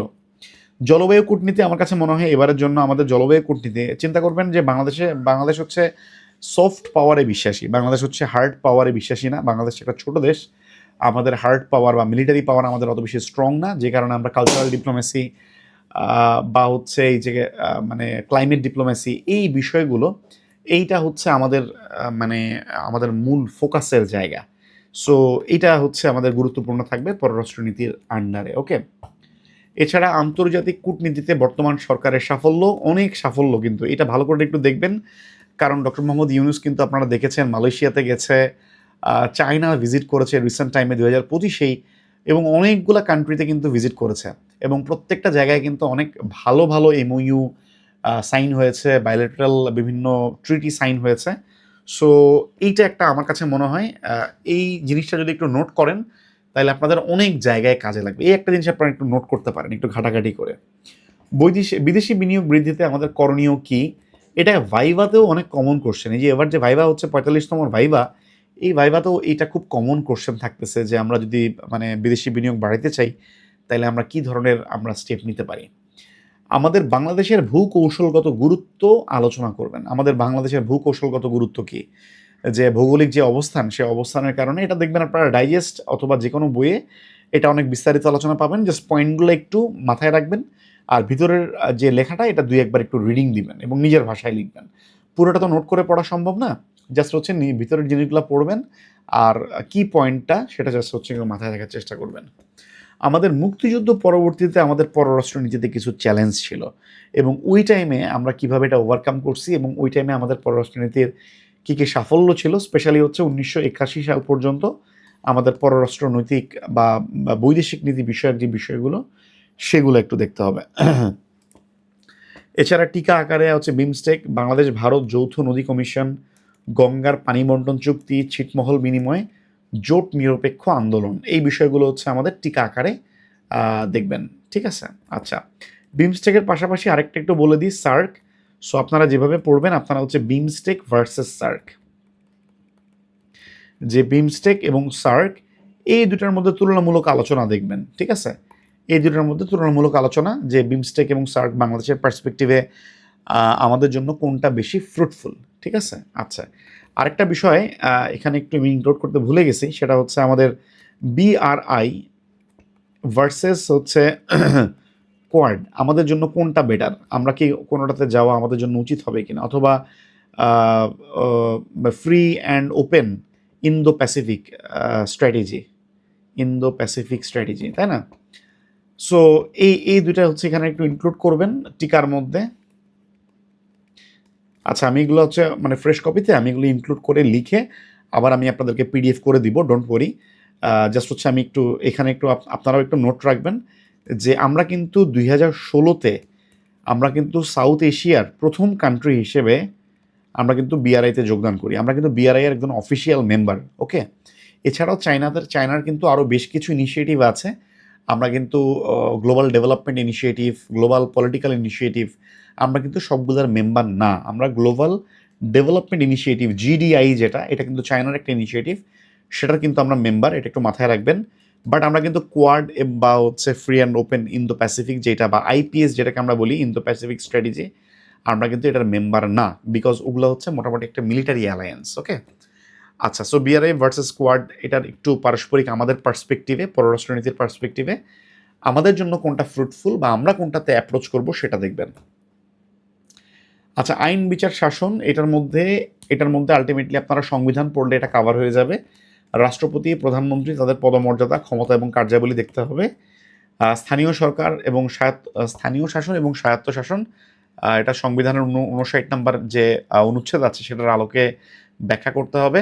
ইউনিয়ন পরিষদ, উপজেলা পরিষদ এবং পার্বত্য জেলা পরিষদ, এই স্থানীয় যে প্রশাসন এটার গঠন, এটা মোটামুটি প্রিলিতে আপনারা যেটা পড়েছেন বা আপনারা প্রিলিতে যেটা পড়বেন সেটাই হচ্ছে এখানে রিটেনের পার্টে আপনাদের কাভার হয়ে যাবে। এরপর হচ্ছে জাতীয় সংসদের গঠন, ক্ষমতা এবং কার্যাবলী, দেন সংসদের আইন প্রণয়ন এবং সংসদের আইন সংশোধনী পদ্ধতি। সো সংবিধান সংশোধন বা আইন সংশোধন এটার পদ্ধতি, এটা কিন্তু সংবিধানের মানে অনুচ্ছেদ হলে ওখান থেকে কাভার হবে। এবং মহিলাদের জন্য সংরক্ষিত আসনের যৌক্তিকতা কি, সো এইটা হচ্ছে একটা ভালো কোশ্চেন হইতে পারে যে আমরা সংবিধানে এখনও মহিলাদের জন্য সংরক্ষিত আসন রাখতেছি, এটা কি আদৌ যুক্তিযুক্ত কি না। আচ্ছা, ন্যায়পাল, আমরা গতকালকে বলছি ন্যায়পাল 77 নম্বর অনুচ্ছেদে হচ্ছে সংবিধানের আছে। সংবিধান অনুযায়ী বিচার বিভাগের কার্যাবলী, আইন এবং অধ্যাদেশের মধ্যে পার্থক্য গতকালকেও আমি বলেছি। একটা হচ্ছে সংসদ থেকে যদি বিল পাশ করা হয় এটা হচ্ছে আইন, আর একটা হচ্ছে রাষ্ট্রপতি যেটা পাশ করেন যেই সময় সংসদ অধিবেশন চলে না সেটা হচ্ছে অধ্যাদেশ। মন্ত্রিসভা এবং মন্ত্রী পরিষদ দুটার মধ্যে ডিফারেন্স কি, দুটার মধ্যে ডিফারেন্স জানবেন। ফ্লোর ক্রসিং রিলেটেড অনুচ্ছেদটা, দেন হচ্ছে সংসদ সদস্য নির্বাচিত হওয়ার যোগ্যতা অযোগ্যতা, আরেকটা হচ্ছে অ্যাটর্নি জেনারেল ক্ষমতা এবং কার্যাবলী। আর টিকা আকারে এই টিকাগুলো একটু দেখবেন: quorum, floor crossing, casting vote, দায়মুক্তি, court of record, supreme judicial council এবং প্রশাসনিক ট্রাইব্যুনাল। আপনারা জানেন যে গভর্নমেন্ট যে এমপ্লয়ি তাদেরকে কিন্তু মানে যে কোনো কোর্টে মামলা করা যায় না, তাদের এগেনস্টে প্রশাসনিক ট্রাইব্যুনালে তাদের এগেনস্টে কিন্তু মামলা করতে হয়, একটা স্পেশাল একটা আলাদা প্রসিডিউর ফলো করতে হয়। ঠিক আছে, আচ্ছা আমরা যদি একটু সামনের দিকে যাই আমরা দেখব আমাদের পরিবেশ থেকে এবার একটা কোশ্চেন ছিল। আমরা এখানে জলবায়ু পরিবর্তন অর্থাৎ আমাদের যে ক্লাইমেট ডিপ্লোম্যাসি, সেই ক্লাইমেট ডিপ্লোম্যাসি এবং আমাদের ক্লাইমেট চেঞ্জের চ্যালেঞ্জ এবং ঝুঁকি মোকাবেলায় আমরা কি করতে পারি, দুর্যোগ ব্যবস্থাপনা এবং দুর্যোগ ব্যবস্থাপনায় আমাদের সরকারের কি কি স্টেপ গ্রহণ করেছে, এবং টিকা আকারে আপনারা delta plan, air quality index, আপনারা মোটামুটি পেপার পত্র পত্রিকায় দুদিন পরে পরেই আসে যে বায়ু দূষণের শীর্ষ শহর হিসেবে ঢাকা, এটা দেখা যায় হয় নয়াদিল্লি নাহলে ঢাকা, এই দুজনের মধ্যে খুব কম্পিটিশন হয় আর কি। সো এয়ার কোয়ালিটি ইন্ডেক্স, দেন হচ্ছে এসডিজি 13, 14, 15 আপনারা জানেন এটা হচ্ছে ক্লাইমেট চেঞ্জের সাথে রিলেটেড। দেন সামাজিক মনোনয়ন কর্মসূচি এবং ডেল্টা প্ল্যান। ওকে, আচ্ছা ইলেকশন ব্যবস্থা, নির্বাচন ব্যবস্থার মধ্যে হচ্ছে নির্বাচন কমিশনের গঠন কার্যাবলী। টিকার মধ্যে পিআর, ওকে পিআর হচ্ছে একটা কোশ্চেন থাকবে, ভোটারের যোগ্যতা অযোগ্যতা, ইলেকশন কমিশনের ভূমিকা কী, ইলেকশন কমিশনকে আরও শক্তিশালী করার জন্য কী কী পদক্ষেপ নেওয়া দরকার। সো নির্বাচন সংস্কার কমিশন যেটা আছে, সেই সংস্কার কমিশন তাদের হচ্ছে বিষয়গুলো হচ্ছে এখানে ইনক্লুড করতে হবে। এছাড়া আমাদের হচ্ছে আরপিও, ইভিএম, নির্বাচক মণ্ডলী এবং ছবিযুক্ত ভোটার তালিকা, এটা ছিল হচ্ছে অপারেশন নবযাত্রা, এটা সম্পর্কে একটু দেখে রাখবেন। এটা হচ্ছে আমাদের ইলেকশন থেকে, এর বাইরে তেমন একটা কিছু পড়তে হবে না।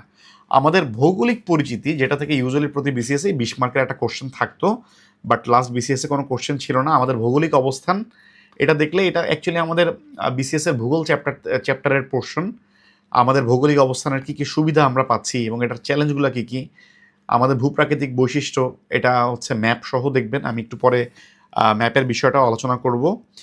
বাংলাদেশ মানে পৃথিবীর বৃহত্তম বদ্বীপ, এবং এই বদ্বীপগুলোর মধ্যে আবার অনেকগুলো ক্লাসিফিকেশান আছে, কোনোটা মৃত বদ্বীপ, কোনোটা হচ্ছে সক্রিয় বদ্বীপ। সো এই ক্লাসিফিকেশনগুলো একটু দেখবেন, কোনোটা মৃতপ্রায় বদ্বীপ। দেন হচ্ছে ডেল্টা প্ল্যান, ডেল্টা প্ল্যানের মানে ডেল্টা প্ল্যানের 2100 বাংলাদেশের সমুদ্র সীমা বিজয় আপনারা জানেন 2012, আরেকটা হচ্ছে 2014। 2012তে আমরা হচ্ছে মায়ানমারের এগেনস্টে এবং 2014তে আমরা হচ্ছে ইন্ডিয়ার এগেনস্টে আমরা সমুদ্র সীমা বিজয় করেছি। প্রায় আমাদের 813 স্কোয়ার কিলোমিটার আমরা হচ্ছে সমুদ্র সীমা আমাদের অর্জন করি এই দুইটা রায়ের মাধ্যমে। ঠিক আছে, একটা হচ্ছে ইটলস, আরেকটা হচ্ছে আমাদের পার্মানেন্ট কোর্ট অফ আরবিট্রেশন। এগুলো মোটামুটি আপনাদের প্রিলিট টাইমের পড়া, যাই হোক। সো এটা টিকা আকারে যদি মানে আসতে পারে বা হচ্ছে মূল লেখাতে মোটামুটি আসতে পারে। দেন সমুদ্র অর্থনীতি, ব্লু ইকোনমি থেকে তো এবার কোশ্চেন ছিল। দেন হচ্ছে ছিটমহল সমস্যা, এটার সমাধান যে আমরা করলাম এই বিষয়টা। আচ্ছা সো এইখানে আচ্ছা, তো এখানে আমরা যদি টিকা থাকে, টিকা আকারে আমরা টিকার মধ্যে এই টিকাগুলো একটু দেখবেন। আর আরেকটা বিষয় হচ্ছে আমরা যখন টিকাগুলো লিখব, সো টিকার ক্ষেত্রে আমরা অনেকে বলে যে টিকা হচ্ছে পয়েন্ট আকারে লেখা যায় না। সো টিকা পয়েন্ট আকারে লেখা যায়, কারণ হচ্ছে আমি 41তমতে আমি হচ্ছে পয়েন্ট আকারে লিখছি, আবার 43তমতে আমি প্যারা আকারে লিখছি, পয়েন্ট করি নাই। বাট দুটাতেই যেহেতু আলহামদুলিল্লাহ খুব ভালো ক্যাডার আসছে, সো আমি আপনাদেরকে এতটুকু বলতে পারি যে এখানে হচ্ছে পয়েন্ট করে লেখা যাবে না, এটা করা যাবে না, ওটা করা যাবে না, এই ধরনের হচ্ছে মানে বিষয়গুলো অনেকটা মিথের মতো। সো আপনি পয়েন্ট করে লিখতে পারবেন, প্রবলেম নেই। বাট অনেকে বলে যে একটা সিঙ্গেল প্যারাতে লেখার জন্য অনেকে বলে যে টাইটেলটা দেওয়ার জন্য 43তে আমি যেটা ফলো করছিলাম। সো টাইটেলটা দিবেন এবং একটা সিঙ্গেল প্যারার মধ্যে মূল বিষয়গুলো একটু লিখবেন এবং একটা প্যারাগ্রাফের বেশি প্যারা করবেন না। আবার 41তমতে আমি কিন্তু আলাদা করে মনে করেন যে পয়েন্ট করে করে লিখছিলাম, যে মূল জিনিসটা আমি 1, 2, 3 এভাবে আমি মানে পয়েন্ট করে করে মোটামুটি 5-7টা পয়েন্ট আমি লিখছিলাম। সো আপনারা আলটিমেটলি এভাবে লিখতে পারেন এবং টিকার মধ্যে মানে মূল জাস্ট বিষয়গুলো হচ্ছে উপস্থাপন করতে হয়। দেন আমরা একটু সামনের দিকে যাই। তথ্য যোগাযোগ থেকে আমরা আইসিটি, গভর্নেন্স, আমাদের গিগ ইকোনমি, আমরা ফ্রিল্যান্সিং যেটাকে বলে থাকি, তথ্য প্রযুক্তির ভূমিকা কী আছে মানব সম্পদ উন্নয়নে, আরেকটা হচ্ছে ফোর্থ ইন্ডাস্ট্রিয়াল রেভলিউশন, এটার আমাদের বাংলাদেশের এটার ভূমিকা কী এবং এটা আমরা কী কী চ্যালেঞ্জ আমরা ফেস করব, আমরা এটার জন্য কী কী চ্যালেঞ্জ ফেস করব। দেন এগেইন এগুলো কিন্তু সবগুলা আপনারা দেখবেন যে সম্পাদকীয় একটু যদি পড়েন আপনারা প্রত্যেকটা কোশ্চেনের খুব ভালো আইডিয়া আপনার মধ্যে জেনারেট হবে। সবগুলো কিন্তু আমি বলতেছি সবগুলো নোট আকারে আপনি নোট করে পড়তে পারবেন না, শুধুমাত্র কি পয়েন্টগুলো আপনি হয়তো বা খাতার মধ্যে একটু লিখে রাখেন যাতে পরীক্ষার আগের রাতে আপনি জাস্ট একটু রিভাইজ করতে পারেন। আর মানে যতটুকু মানে হচ্ছে মানে কি পয়েন্ট দিয়ে নোট দেওয়া যায় আমি চেষ্টা করবো আপনাদেরকে প্রোভাইড করার জন্য। টিকা, এই টিকাগুলো দেখবেন প্রাচীন ইতিহাস এবং সংস্কৃতি থেকে মোটামুটি টিকা দেখতে হয়, এই টিকাগুলো মোটামুটি দেখবেন আপনারা এখান থেকে। আমি আর রিড আউট করছি না। এখান থেকে আপনারা নারীর ক্ষমতায়নে বর্তমান সরকারের গৃহীত পদক্ষেপ, একটা নীতি ছিল নারী উন্নয়ন নীতি 2011, এটার লক্ষ্য ছিল কিছু। সো এটা একটু দেখে যাবেন, আদারওয়াইজ দেখবেন যে এই নীতি নিয়ে ডিরেক্টলি কোশ্চেন চলে আসলে আপনি অ্যান্সার করতে পারবেন না। টিকা হিসেবে এই টিকাগুলো একটু দেখবেন, সিডতে বাংলাদেশ, সংবিধানে নারী অধিকার, মুক্তিযুদ্ধে নারী অবদান, ভাষা আন্দোলনে নারীর অবদান, পোশাক শিল্পে নারী। ঠিক আছে। রাজনৈতিক দলের মধ্যে আপনারা হচ্ছে রাজনৈতিক দলের বৈশিষ্ট্য, কার্যাবলী, বিরোধী দলের ভূমিকা, অন্তর্বর্তীকালীন সরকার, বাকশালের সমালোচনা, বেসিক্যালি ক্রিটিক্যাল অ্যানালাইসিস, চাপ সৃষ্টিকারী গোষ্ঠী, ছায়া সরকার এবং হচ্ছে রাজনৈতিক জোট, এগুলো হচ্ছে একটু মোটামুটি দেখবেন, কারণ আবারও কিন্তু ওয়ান্স এগেইন রাজনৈতিক জোট নিয়ে আবারও কথাবার্তা চলতেছে, মোটামুটি আপনারা তো পত্রপত্রিকায় দেখেনি। সো দ্যাটস ওয়াই হচ্ছে এটা সম্পর্কে একটু জানবেন। প্রাকৃতিক সম্পদের মধ্যে আমাদের টিকা আকারে এই টিকাগুলো একটু দেখবেন। আর আমাদের বনজ সম্পদ, খনিজ সম্পদ এবং প্রাকৃতিক সম্পদ, এগুলোতে আমাদের এই সম্পদগুলোর অবস্থান কি, এটা আমরা প্রিলি টাইমে পড়ি, এটার গুরুত্ব কী এবং সম্পদ ব্যবস্থাপনার সরকারের গৃহীত স্টেপগুলো কী কী। আরেকটা হচ্ছে বাংলাদেশের অর্থনীতিতে কৃষির অবদান এবং সরকারের গৃহীত পদক্ষেপ। আপনারা যদি দেখেন যে এবারের ইভেন এই কোশ্চেনটা আমি 46 সময়ও আমি দিয়ে রাখছিলাম, ইভেন আমাদের কোশ্চেনের কিন্তু এবার কিন্তু আমাদের কৃষকরা কী কী চ্যালেঞ্জ ফেস করে এবং সরকার কী কী পদক্ষেপ মানে মানে এই সংকট উত্তরণে আমাদের পদক্ষেপগুলো কী কী, এই ধরনের কোশ্চেনগুলো কিন্তু আমরা মানে আমাদের কিন্তু ছিল। সো এটা কিন্তু আলটিমেটলি আমাদের কৃষিতে অবদান, সরকারের গৃহীত পদক্ষেপ, চ্যালেঞ্জ। সো এটা পড়লে কিন্তু আলটিমেটলি এই কোশ্চেনটা একটু হয়তো বা ঘুরে ফিরে আসবে, বাট আপনি অ্যাড্রেস করতে পারবেন। এনজিও নিয়ে আমরা হচ্ছে এনজিওর ভূমিকা কী আমাদের আর্থসামাজিক উন্নয়নে, জনমত গঠনে সুশীল সমাজের ভূমিকা, দেন হচ্ছে গ্রামীণ মানুষের জীবনযাত্রায় ক্ষুদ্র ঋণের ভূমিকা কী, এবং এই টিকাগুলো মোটামুটি একটু দেখবেন, স্পেশালি গ্রামীণ ব্যাংক, ব্র্যাক, ইউএনডিপি, বেলা, সিভিল সোসাইটি, আইন এবং সালিশি বা সালিশ কেন্দ্র। বিশ্বায়ন, এখান থেকে আমরা এলডিসি থেকে উত্তরণ করতেছি, এটা আপনাদের মনে রাখেন, এলডিসি আপনাদের লিখতে হবেই হবে। এটা আপনি বাংলাদেশের রচনায় লেখেন অথবা ইংলিশ কম্পোজিশনে লেখেন, আর বাংলাদেশ অ্যাফেয়ার্সের মানে কোশ্চেনে লেখেন, আর আপনি ইন্টারন্যাশনাল অ্যাফেয়ার্সের কোশ্চেনে লেখেন। আমরা 2026 সালে আমরা কিন্তু এলডিসি থেকে বেরিয়ে যাচ্ছি। বেরিয়ে গেলে আমরা কিন্তু হিউজ চ্যালেঞ্জের সম্মুখীন হব। এই চ্যালেঞ্জগুলো মোকাবেলায় আমাদের করণীয় কী, এটা খুব ভালো করে পড়বেন। দেন আবার একই কথা বলতেছি, বৈদেশিক বিনিয়োগ আকৃষ্টকরণে, সো এলডিসি থেকে যেহেতু বের হয়ে যাব, বৈশ্বিক মন্দা, এটার মোকাবেলায় সরকার কী কী করতেছে, এবং আমাদের পুঁজিবাজারের সম্ভাবনা এবং বিদ্যমান সমস্যা। আমাদের শেয়ার মার্কেট, এটা কিন্তু খুবই ভোলাটাইল, শেয়ার মার্কেটের মানে নিয়ন্ত্রণকারী সংস্থা বিসেক কী কী স্টেপ নিচ্ছে, এগুলো সম্পর্কে একটু হালকা দেখবেন আর কি। টিকার মধ্যে ইকোনমিক ডিপ্লোম্যাসি, কালচারাল ডিপ্লোম্যাসি, এটা হচ্ছে আমাদের এই কেবলই বললাম আমরা যেহেতু সফট পাওয়ারে বিশ্বাসী, আমরা যেহেতু খুব হার্ড কোনো পাওয়ার না, আমরা ছোট একটা দেশ, দ্যাটস ওয়াই আমাদের economic diplomacy, cultural diplomacy, climate diplomacy, এগুলো থেকে আমাদের ফোকাস করতে হয় আর কি। সো বিশ্বায়ন বা বৈশ্বিক এই বিষয়গুলো একটু দেখবেন। আমরা কিন্তু রিসেন্টলি আমরা মোস্টলি আমরা কিন্তু এই যে রিসেন্ট টাইমেও সেপ্টেম্বরে আমরা তো দেখলেন যে জাতিসংঘে আমাদের মানে যে ভাষণ ডক্টর মোহাম্মদ ইউনুস দিলেন, এটাও একটু মাথায় রাখবেন। সো এটাও কি এটা থেকে দুই একটা কোটেশন বা দুই একটা পয়েন্ট রাখার চেষ্টা করবেন। আমি একটু আবার বলি, সেপ্টেম্বরে আমাদের জাতিসংঘে যে ভাষণ, এটা একটু দেখবেন, ডক্টর মোহাম্মদ ইউনুসের জাতিসংঘের যে ভাষণ, এই ভাষণটা দেখবেন এবং এখান থেকে দুই একটা কোটেশন আমি চেষ্টা করবো, আমিও কিছু কোটেশন আপনাদেরকে আইডেন্টিফাই করে দেবার জন্য। আজকেও কিছু কোটেশন দিব, সামনেও দিব ইনশাল্লাহ।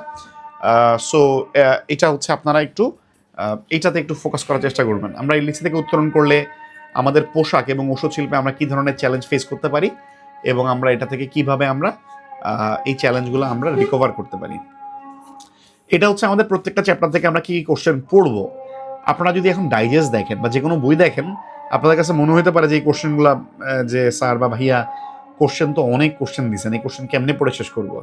আপনি যদি যে কোনো ডাইজেস্ট দেখেন অথবা যে কোনো একটা রেফারেন্সের বই দেখেন, আপনি তাইলে বুঝবেন যে আমি কতটা মানে সিলেক্টিভ কোশ্চেন দিছি, এবং এই সিলেক্টিভ কোশ্চেনগুলোর বাইরে আপনার কোনো কোশ্চেনই পড়ার দরকার নেই। মানে ডাইজেস্টে মানে যেই পরিমাণ কোশ্চেন আছে বা যা আলোচনা আছে, আপনি বলতে পারেন এটা 1/10 আমি হচ্ছে মানে আপনাদের পড়া কমাই দিছি, শুধুমাত্র এই জিনিসগুলো দেখবেন। আমরা ডেটার ক্ষেত্রে আপনি একটা খাতা, সেই খাতার মধ্যে আপনি ডেটাগুলো গুছাবেন। ওকে, ডেটাগুলোর মধ্যে আমরা হচ্ছে অক্ষাংশ দ্রাঘিমাংশ, আমাদের পাহাড় পর্বতের গড় উচ্চতা, সর্বোচ্চ উচ্চতা, প্লাইস্টোসিন চত্বরের 3টা প্লাইস্টোসিন চত্বর যে আমাদের আছে, এটার ক্ষেত্রফল এবং এটার গড় উচ্চতা, প্লাবন সমভূমি এটার পরিমাণ কত, চাকমা, মারমা এবং সাঁওতাল এই উপজাতির জনসংখ্যা পরিমাণ, তারা জনসংখ্যায় কত, দেন আমাদের দারিদ্র্যের হার কত, আমাদের স্বাভাবিক হার কত, চরম দারিদ্র্যের হার কত, ইন্টারনেট ব্যবহারকারী বাংলাদেশের জনসংখ্যা, দেন হচ্ছে জিডিপি, জিএনপি, এনএনপি, বাজেটের আকার, এফডিআই এটার পরিমাণ কত, এডিপি, দেন হচ্ছে শেষ অর্থ বছরের রেমিটেন্স আমাদের কতটুকু, আমাদের শেষ অর্থ বছরে বাংলাদেশ ব্যাংকে গচ্ছিত মোট রেমিটেন্সের পরিমাণ, এবং সর্বশেষ অর্থ বছরে আমদানি রপ্তানি সর্বশেষ ডেটা। এবং এগুলো মোটামুটি আপনারা বিলিয়ন ইউএস ডলার এককে যদি লেখেন তাহলে দেখবেন যে ডিজিটটা একটু ছোট হয়ে যায়, আপনাদের জন্য হয়তোবা মনে রাখাটা একটু ইজি হবে। দেন হচ্ছে জিডিপির সর্বশেষ 5 বছরের প্রবৃদ্ধির হার, মাথাপিছু ঋণ, দেন হচ্ছে ঋণ বনাম জিডিপি। মেগা প্রজেক্ট নিয়ে অর্থনীতির মধ্যেও বলছি, এটা আপনারা সূচনা আর সমাপ্তির সময় যেগুলো হচ্ছে শেষের দিকে সেগুলোর পিছনে আমাদের মোট খরচ কত হইল। ওকে, আচ্ছা, দেন হচ্ছে আমাদের মোট বিদ্যুৎ উৎপাদন ক্ষমতা, বিদ্যুৎ সুবিধাভোগী শতকরা জনগোষ্ঠী, নবায়নযোগ্য শক্তি ব্যবহারকারী বাংলাদেশের শতকরা জনসংখ্যা, এই ডেটাগুলা। এরপর হচ্ছে আমাদের জলবায়ু সম্পর্কিত কিছু ডেটা, যেমন হচ্ছে জলবায়ু উদ্বাস্তু 2030-এর দিকে কত কোটি হবে, কত শতাংশ ভূমি 2050 নাগাদ সমুদ্রে বিলীন হয়ে যাবে, কার্বন নিঃসারণের প্রধান 3টা দেশ কি, নারীর ক্ষমতায়নে, হ্যাঁ, মানে WEF এর সর্বশেষ প্রতিবেদন অনুসারে আমাদের নারীর ক্ষমতায়নে আমাদের বর্তমান আমাদের অবস্থান কত, এই ডেটাগুলো একটু নোট করে রাখবেন। ওয়ার্ল্ড ম্যাপ হিসেবে ওয়ার্ল্ডের সিম্পলিফাইড এই ম্যাপটা আপনারা শিখতে পারেন। সিম্পলিফাইড আপনারা যদি জাস্ট গুগলে সার্চ করেন যে ওয়ার্ল্ড ম্যাপ সিম্পলিফাইড, আপনারা তাইলে সেক্ষেত্রে দেখবেন যে এরকম একটা ম্যাপ পাবেন। আমি হচ্ছে এই ম্যাপটা শিখছিলাম। ওকে, এটা আমাদের ইন্টারন্যাশনাল অ্যাফেয়ার্সে খুব কাজে লাগছিল, এবং দেখেন এই ম্যাপটা কিন্তু খুবই সিম্পলিফাইড ম্যাপ। আপনারা একটু 2-3 বার একটু ড্র করার যদি প্র্যাকটিস করেন তাহলে আপনি এই ম্যাপটা ইজিলি আঁকতে পারবেন। এবং এই ম্যাপটা যদি আঁকেন তাহলে হচ্ছে আপনাদের মনে করেন কার্বন নিঃসরণে আপনার বড় দেশ, যেমন এখানে হচ্ছে চায়না, আপনি দেখা দিতে পারবেন এটা হচ্ছে প্রথম। এরপর মনে করেন যে এখানে হচ্ছে ইন্ডিয়া আছে, ইন্ডিয়া কততম, দেন হয়তো বা চিন্তা করেন এখানে হচ্ছে ইউএসএ আছে, ইউএসএ কততম, অথবা হচ্ছে গ্রিন হাউস গ্যাস নিঃসরণে কার পজিশন কত। সো এই ওয়ার্ল্ড সিম্পলিফাইড ম্যাপটা দেখলে আপনার ম্যাপ আঁকাটা ইজিয়ার হবে। ঠিক আছে, ডেটা আমি আপনাদেরকে কিছু ডেটা দিয়ে দিচ্ছি এখানে নোট আকারে। কিছু ডেটা আপনাকে হয়তো বা অ্যাড করতে হবে। ঠিক আছে, সো এই অ্যাডের মধ্যে আমরা কী কী জিনিস দেখব, আমরা এখানের মধ্যে আমরা মোটামুটি হচ্ছে আমরা আমরা আমরা 1972 সালে ব্যাংকের সংখ্যা কত ছিল, 2024 সালে কত, বা 2025 সালে কত। আমাদের এখন 2025 সালে কিন্তু ব্যাংকের সংখ্যা হচ্ছে 62। ঠিক আছে, 2025 সালে এখন ব্যাংকের সংখ্যা 62। আপনারা জাস্ট আমরা মানে কতটুকু আগাইছি এটা বোঝার জন্য। শিল্প কলকারখানার সংখ্যা 1972-এ কত ছিল, 2023-এ কত হয়েছে। বাজেট হচ্ছে আমাদের বাজেটের মোট আকার 2024-25 বাজেটের এই আকারটা এখানে আপনারা লিখবেন। ঠিক আছে, দেন হচ্ছে আমরা বৈশ্বিক বিনিয়োগ আমাদের 2018, 19, 20, 21, 22। সো এটা অর্থনৈতিক সমীক্ষার মধ্যে আপনারা পাবেন যে আমাদের বৈশ্বিক বিনিয়োগ আমাদের কতটুকু বাড়ছে। ঠিক আছে, এটা আপনারা যতটুকু পর্যন্ত পান 2024 বা 2025 পর্যন্ত যে ডাটা সেটা রাখলেই চলবে। এখানে যেহেতু আমার 2022 পর্যন্ত, তাই আগের 5 বছরের আছে। সো আপনি যদি 2024-এরটা দেন তাহলে 2023, এরপর হচ্ছে 2022, 2021, মানে 1, 2, 3, 4, 2020। সো আপনি জাস্ট 2020 থেকে 2024 অথবা 2021 থেকে 2025 এই 5 বছরের ডেটা আপনি এভাবে এভাবে করে একটু পড়বেন। সো আপনি যখন নোট করবেন বা পড়বেন, সেখানে হচ্ছে এই পার্সেন্টেজগুলো আপনি সরাসরি মানে এভাবে করে নোট করবেন। বাট যখন আপনি খাতায় গ্রাফ আঁকবেন, তখন আপনি মানে ডিরেক্টলি টেবিল আকারে এভাবে না দেখায় আপনি গ্রাফ আকারে দেখাতে পারবেন। জিডিপি প্রবৃদ্ধির হার এখানে দেওয়া আছে 2022-23 পর্যন্ত। আপনারা হচ্ছে জাস্ট 2023-24 জাস্ট এখানে ইনক্লুড করবেন, তাইলেই হবে। এটা অর্থনৈতিক সমীক্ষার মধ্যেই পাবেন আপনারা।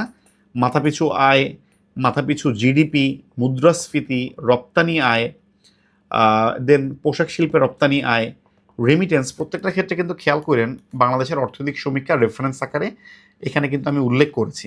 ঠিক আছে? সো আপনারাও কিন্তু রেফারেন্স কিন্তু এটা উল্লেখ করতে হবে।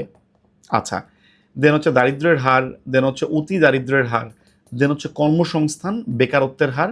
এখানে কিন্তু প্রত্যেকটা আমাদের কোটেশন মানে পয়েন্টগুলো আছে এবং লেটেস্ট ইয়া পর্যন্ত। প্রত্যাশিত গড় আয়ু, শিশু মৃত্যুর হার, ছাত্রছাত্রী ঝরে পড়ার হার, শস্য উৎপাদনের পরিমাণ, বিদ্যুৎ খাতে সাফল্য, সামাজিক নিরাপত্তা খাতে ব্যয়, প্রত্যেকটার অলরেডি মানে এগুলোর ডাটা আপনাদেরকে অলরেডি এই নোটের সাথে অলরেডি দেওয়া থাকবে।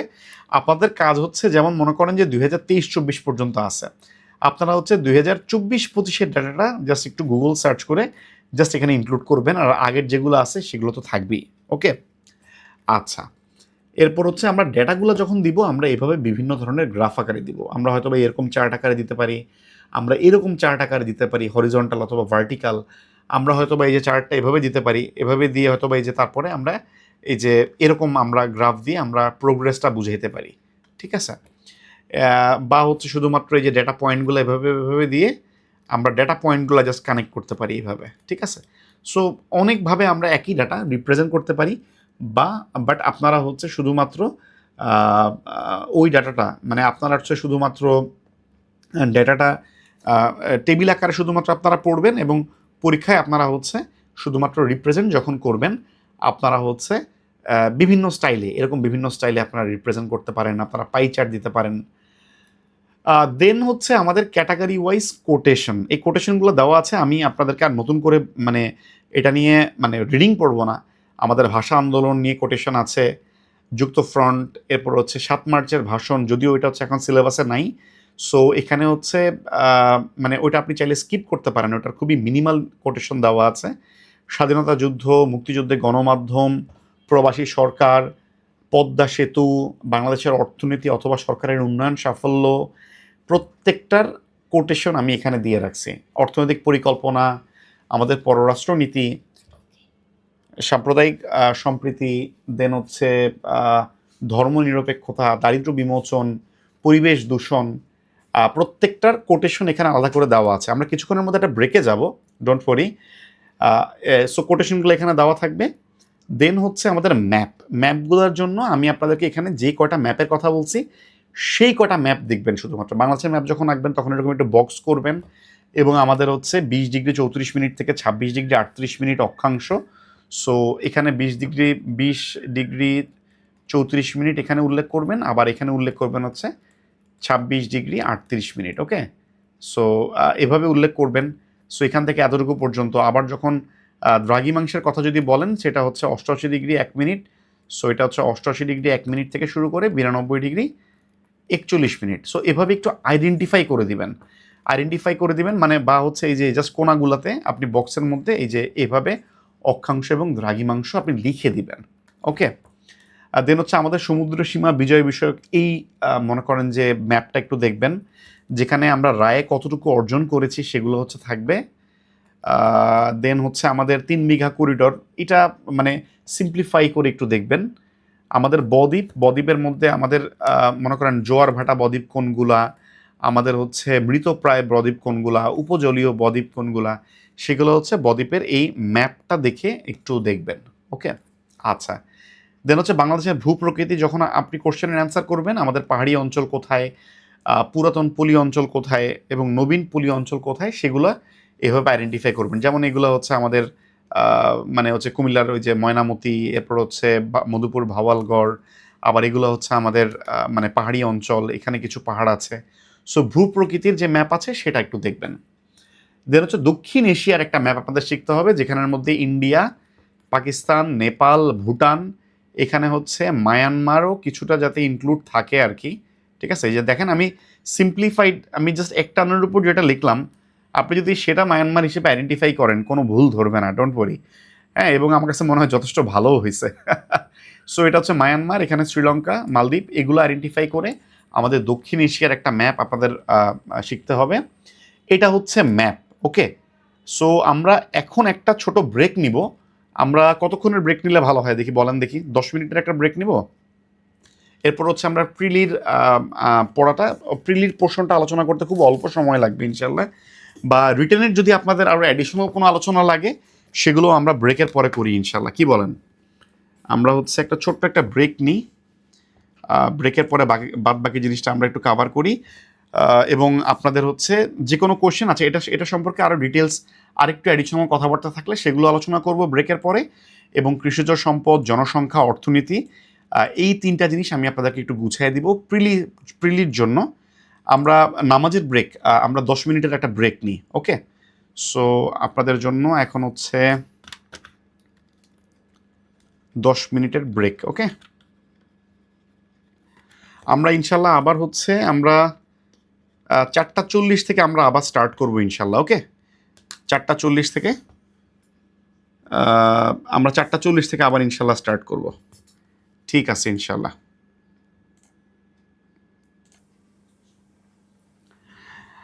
তো যেটা বলছিলাম যে আমরা বাংলাদেশ অ্যাফেয়ার্সে আমরা বেশ কিছু আমরা কোটেশনগুলো নিয়ে আমি আর আলাদা করে আমরা কোটেশন যেগুলো আছে, যে কোটেশন যেগুলো আমি আপনাদেরকে একটু আইডেন্টিফাই করে দিয়েছি, সেই কোটেশনগুলো হচ্ছে একটু আপনারা মানে এর বাইরেও আরও কিছু কোটেশন থাকবে অবশ্যই। সেগুলো হচ্ছে আপনারা এইভাবে একটু ক্যাটাগরি ওয়াইজ আলাদা করবেন। যেমন এখানে আমি ক্যাটাগরি ওয়াইজ আলাদা করছি। 52 ভাষা আন্দোলন বলেন, মুক্তিযুদ্ধে গণমাধ্যম বলেন, দেন হচ্ছে বাংলাদেশের অর্থনীতি, সরকারের উন্নয়ন সাফল্য। এই যে কোটেশনটা, এই কোটেশনটা হচ্ছে আমি একটা নিউজ পেপার থেকে নিয়েছিলাম এবং এই কোটেশনটা আমার কাছে খুবই ভালো লাগছিল। যে আমাদের মানে হচ্ছে Bangladesh was carved out of India in 1947 on religious grounds and then broke away from Pakistan in 1971 on linguistic and cultural grounds.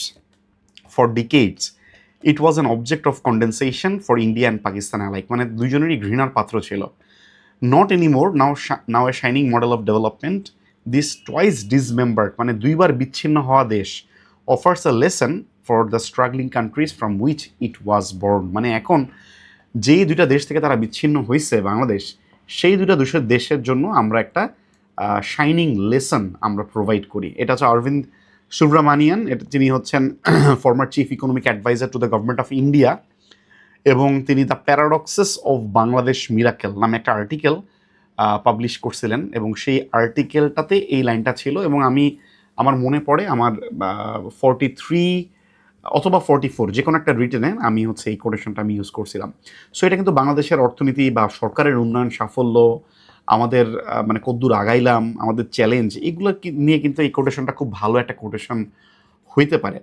So এখানে আরও বেশ কিছু কোটেশন দেওয়া আছে। A man who does not plan long ahead will find trouble at his door steps. এটা হচ্ছে আমাদের অর্থনৈতিক পরিকল্পনা অথবা যে কোনো বার্ষিক পরিকল্পনা, কনফুসিয়াসের উক্তিটা আপনারা ইউজ করতে পারেন। এখানে উক্তিগুলো দেওয়া আছে, আমি এগুলো আর আলাদা করে আমি আর রিডিং না পড়ি। সো ক্যাটাগরি ওয়াইজ কোটেশন দেওয়া আছে। আপনারা আরও কিছু কোটেশন আপনারা গুগল সার্চ করে, তাহলে আপনাদেরটা একটু ইউনিক থাকবে আর কি, ওকে? সো আপনারা আরও 2-1টা কোটেশন আপনাদের নিজেদের মতো করে এখানে অ্যাড করবেন। আর ম্যাপের কথা যেটা বললাম, ম্যাপ হচ্ছে ইনিশিয়ালি আপনারা বাংলাদেশের ম্যাপ খুব ভালো করে মানে বাংলাদেশের ম্যাপ যখন আঁকবেন তখন দেখবেন যে এখানে যে দ্বীপগুলো, এখানের দ্বীপগুলো, এগুলো দেখবেন যে অনেক কিছুই হয়তো বা আপনার অ্যাপ্রোপ্রিয়েট হবে না, মিসিং হবে। আপনারা একদম অবিকল হইতে হবে না আসলে। সো মোটামুটি বোঝা যায় এমন হইলেই চলবে, ঠিক আছে? মোটামুটি বোঝা যায় এমন হইলেই চলবে। বাংলাদেশের ম্যাপ, ইভেন আমি আপনাদের সাথে ডিসকাশনে আমি মানে র্যান্ডমলি যে কোনো ডিসকাশনে আমি আপনাদেরকে বোঝানোর জন্য বাংলাদেশের ম্যাপ হুট করে যেরকম আঁকি, সেরকম ম্যাপ আঁকলেও আসলে কোনো প্রবলেম নাই। মানে সহজ কথা, বাংলাদেশ এটা বোঝা যেতেছে এমন হইলেই চলবে। সো এই বাংলাদেশের ম্যাপটা আপনাদের অনেক কাজে লাগবে। বাংলাদেশের ম্যাপটা অবশ্যই ভালো করে শিখবেন। দক্ষিণ এশিয়ার ম্যাপ, এই যে ম্যাপটা, এটা অবশ্যই খুব ভালো করে শিখবেন। এই ম্যাপটা আপনি অনেক জায়গায় কাজে লাগাইতে পারবেন। মনে করেন যে বিমস্টেক ভার্সেস সার্কের আলোচনা ইন্টারন্যাশনাল অ্যাফেয়ার্সেই আসলো, আপনি সেখানে এই ম্যাপ দিয়ে যেতে পারবেন। আপনার আসতো মনে করেন যে আমরা শ্রীলঙ্কা এবং নেপালের যে অভ্যুত্থান, সেখান থেকে আমরা কী শিক্ষা নিতে পারি, ওখানেও আপনি চাইলে ম্যাপটা দিতে পারবেন।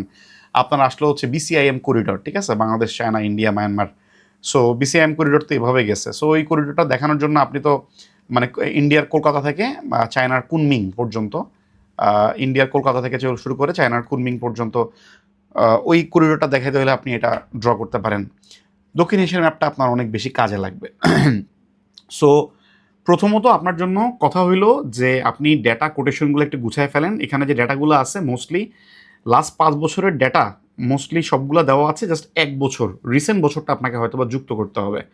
জাস্ট রিসেন্ট বছরটা এখানে যুক্ত করে ফেলবেন এবং এগুলো খাতায়, এগুলো তুলতে আপনার খুব একটা সময় লাগবে না। জাস্ট এত বছরে এত, এইটা আপনি খাতায়, নিজের খাতায় তুলবেন। এটা আপনি মানে আমার এই PDF থেকে পড়বেন। এইটা মানে চিন্তা না করে ডেটা এবং কোটেশন আপনি হচ্ছে নোট থেকে পড়বেন। আপনি নিজে নোট করবেন এবং আপনি হচ্ছে আমার নিজের যে নোটটা আছে সেই মানে আমার এই নোটটা থেকে আপনি নিজে খাতার মধ্যে লিখবেন এবং লিখে লিখে আপনি হচ্ছে মানে এগুলো কাভার করবেন। এবং যেগুলো বললাম, যেগুলোতে 2-1 বছরের ডেটা আপনাকে পরে যুক্ত করতে হবে, এই 2-1 বছরের ডেটা শুধুমাত্র আপনি যুক্ত করবেন, তাইলেই হচ্ছে আপনার ডেটার কাজ শেষ। তাহলে আপনার ডেটা গুছানো হয়ে গেল, আপনার কোটেশন গুছানো হয়ে গেল।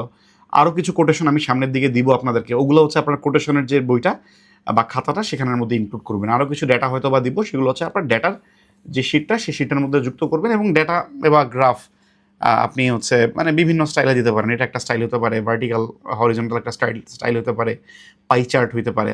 ওকে। এবং ম্যাপ যেগুলো বললাম, ম্যাপগুলো হচ্ছে আপনি মানে আপনার মানে ডেটার জন্য, ম্যাপের জন্য এবং কোটেশনের জন্য। এই মানে ম্যাপগুলো প্র্যাকটিস করার জন্য আপনি একটা ছোট খাতা রাখতে পারেন। ডেটাগুলো সুন্দর করে গুছিয়ে, ডেটা এবং কোটেশনগুলো রাখার জন্য একটা খাতা হলেই ইনাফ। ওই খাতার শুরুর দিকে আপনি ডেটা রাখতে পারেন, শেষের দিকে আপনি কোটেশন রাখতে পারেন। সো ডেটা নতুন আসলে এটার পরে লিখলেন, আবার কোটেশন নতুন আসলে কোটেশনের সেগমেন্টের পরে হয়তো বা আপনি লিখলেন। আচ্ছা, তো এখন আচ্ছা, এখানে একটা খুব ইন্টারেস্টিং কোশ্চেন, সেটা হচ্ছে বিডা ফরেন ইনভেস্টমেন্টের দিকে ফোকাস করে। আবার LDC গ্র্যাজুয়েশন থেকে বেরিয়ে গেলে GSP সুবিধা আমরা হারাবো, তখন পোশাক খাতে আমাদের নিকটবর্তী কম্পিটিটর ভিয়েতনাম সুবিধা পাবে। ডেফিনেটলি তারা হয়তো তখন আমাদের পেছনে ফেলে দিবে। এতে করে আমাদের পোশাক খাতে বিরূপ প্রভাব পড়বে কি না, পড়লে তো জাতীয় অর্থনীতির প্রভাব পড়ে থাকবে, ডেফিনেটলি পড়বে। LDC থেকে যদি আমরা গ্র্যাজুয়েট হয়ে যাই, আমরা অ্যাকচুয়ালি আমাদের নিজেদের স্ট্যাটাস চেঞ্জ হইলো, আমরা সিল পাবো যে আমরা এখন একটা মানে মানে লিস্ট ডেভেলপ কান্ট্রি থেকে আমরা ডেভেলপিং কান্ট্রিতে হয়তো বা আমরা উন্নীত হব। কিন্তু এই যে আমাদের উপর একটা সিল পড়লো, বা আমরা লিস্ট ডেভেলপিং কান্ট্রি থেকে আমরা হচ্ছে মানে ডেভেলপিং কান্ট্রি হইলাম, এই মর্যাদা বৃদ্ধি ছাড়া আসলে আমাদের তেমন কোনো মানে বেনিফিট নাই। ওকে। কারণ আমরা GSP সুবিধা হারাবো, আমাদের মানে কম্পিটিটর যারা, আমরা পেটেন্ট সুবিধা হারাবো। সবচেয়ে বড় যে প্রবলেম হবে সেটা হচ্ছে আমরা পেটেন্ট হারাই ফেলবো। পেটেন্ট হারাই ফেললে আপনি 10 টাকা দিয়ে এক পাতা নাপা কিনেন, ওটা আপনার 100 টাকা 150 টাকা দিয়ে আপনাকে এক পাতা নাপা কিনে খাইতে হবে। কারণ এখন আমরা ওই ফর্মুলার পেটেন্ট, আমাদের ওই পেটেন্টের কোনো দাম দিতে হয় না। আমরা হচ্ছে ওই পেটেন্ট জাস্ট কপি পেস্ট করে আমরা আমাদের ফার্মাসিউটিক্যালস যেই ফার্মাগুলো আছে সেগুলো হচ্ছে ওষুধগুলো আমাদের বানাইতেছে। বাট এরপরে পেটেন্টের খরচ যখন দিবে, তখন কি আর এই ওষুধের দাম 10 টাকায় সাপ্লাই করতে পারবে না? পারবে না। গ্যাস্ট্রিকের ওষুধ পারবে এটা মানে 2 টাকা 3 টাকায় প্রোভাইড করতে? ডেফিনেটলি পারবে না। সো সব জায়গায় আমরা অনেক চ্যালেঞ্জের সম্মুখীন হব। এই কারণে, যেহেতু আমরা মনে করেন যে GSP সুবিধা হারাই ফেলতেছি, আমরা হচ্ছে মানে আরও অনেক অ্যাডভান্টেজ আমরা হারাচ্ছি। দ্যাটস ওয়াই আমরা হচ্ছে ইনভেস্টমেন্টের দিকে যাচ্ছি। যে আমরা যদি LDC থেকে আমরা বের হয়ে যাচ্ছি, বাট LDC তো আমরা বের হয়ে গেলে আমরা তখন কী হবো? আমরা ডেভেলপিং নেশন হব। সো এই যে ডেভেলপিং নেশন, তার মানে হচ্ছে আমাদের অর্থনীতির উন্নয়ন হয়েছে। এই অর্থনীতির উন্নয়ন, এই জিনিসটাকে ফোকাস করে আমরা হচ্ছে তাহলে বৈদেশিক, যেমন ভিয়েতনাম কী করেছে, ওখানে মনে করেন নোকিয়া, অ্যাপল থেকে শুরু করে মাইক্রোসফট, সবগুলা টেক জায়ান্ট তাদের একটা অফিস ভিয়েতনামে এস্টাবলিশ করছে। সো দেখেন, ওখানে কিন্তু ওদের একটা হিউজ ফরেন ডিরেক্ট ইনভেস্টমেন্ট তারা পেয়ে গেছে। সো তারা মানে ওইটা তাদের একটা অ্যাডভান্টেজ। সো আমরাও হচ্ছে আমাদের এই যে স্ট্যাটাসে চেঞ্জ হইলো, ওই স্ট্যাটাসের উপর বেস করে এবং স্ট্যাটাস চেঞ্জ, এই জিনিসটার জন্য আমরা হচ্ছে বলতে পারি যে তোমরা, আমাদের দেশ যেহেতু এখন ডেভেলপিং, সো তোমরা হচ্ছে আমাদের দেশে এখন এই ফ্যাক্টরিগুলো স্থাপন করতে পারো এবং তোমরা এখান থেকে বেনিফিটেড হইতে পারো। তারা এখান থেকে অ্যাকচুয়ালি বিজনেস করার জন্য আসবে। বাট এই একই সাথে আমাদের মনে করেন দেশের জন্য কিছু কর্মসংস্থান হবে, আমাদের দেশের অর্থনীতিতে এটার কিছু প্রভাব পড়বে, এটাই হচ্ছে আমাদের অ্যাডভান্টেজ। এছাড়া আসলে আমাদের LDC গ্র্যাজুয়েশনের চ্যালেঞ্জই আসলে বেশি। ঠিক আছে? আচ্ছা, সো আশা করছি মোটামুটি মানে বুঝতে পেরেছেন। আচ্ছা, আমি যদি একটু আমাদের রিটেন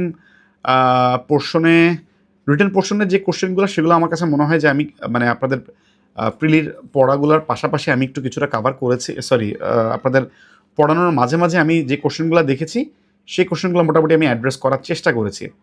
এরপরও যদি আপনাদের কোনো কোশ্চেন থাকে, আমরা প্রিলির পোর্শনটা একটু আলোচনা করে ফেলি, তারপরে হচ্ছে আমরা ইনশাল্লাহ কোশ্চেনগুলো অ্যাড্রেস করবো। আমরা এখন প্রিলির পোর্শনটা স্টার্ট করছি। এটা কিন্তু বাংলাদেশ অ্যাফেয়ার্সের রিটেনের ক্লাসের গাইডলাইন বা রিটেন গাইডলাইন ক্লাস। এরপরে হচ্ছে আমি হয়তো বা কিছু আরও ডেটা বা আরও কিছু কোটেশন দিব আপনাদেরকে, এবং আপনারা জাস্ট পড়া শুরু করে দেন এবং ডেটাগুলো কোটেশনগুলো নোট করা শুরু করে দেন। আপনারা কিন্তু সময় খুবই কম পাবেন। ঠিক আছে? আচ্ছা।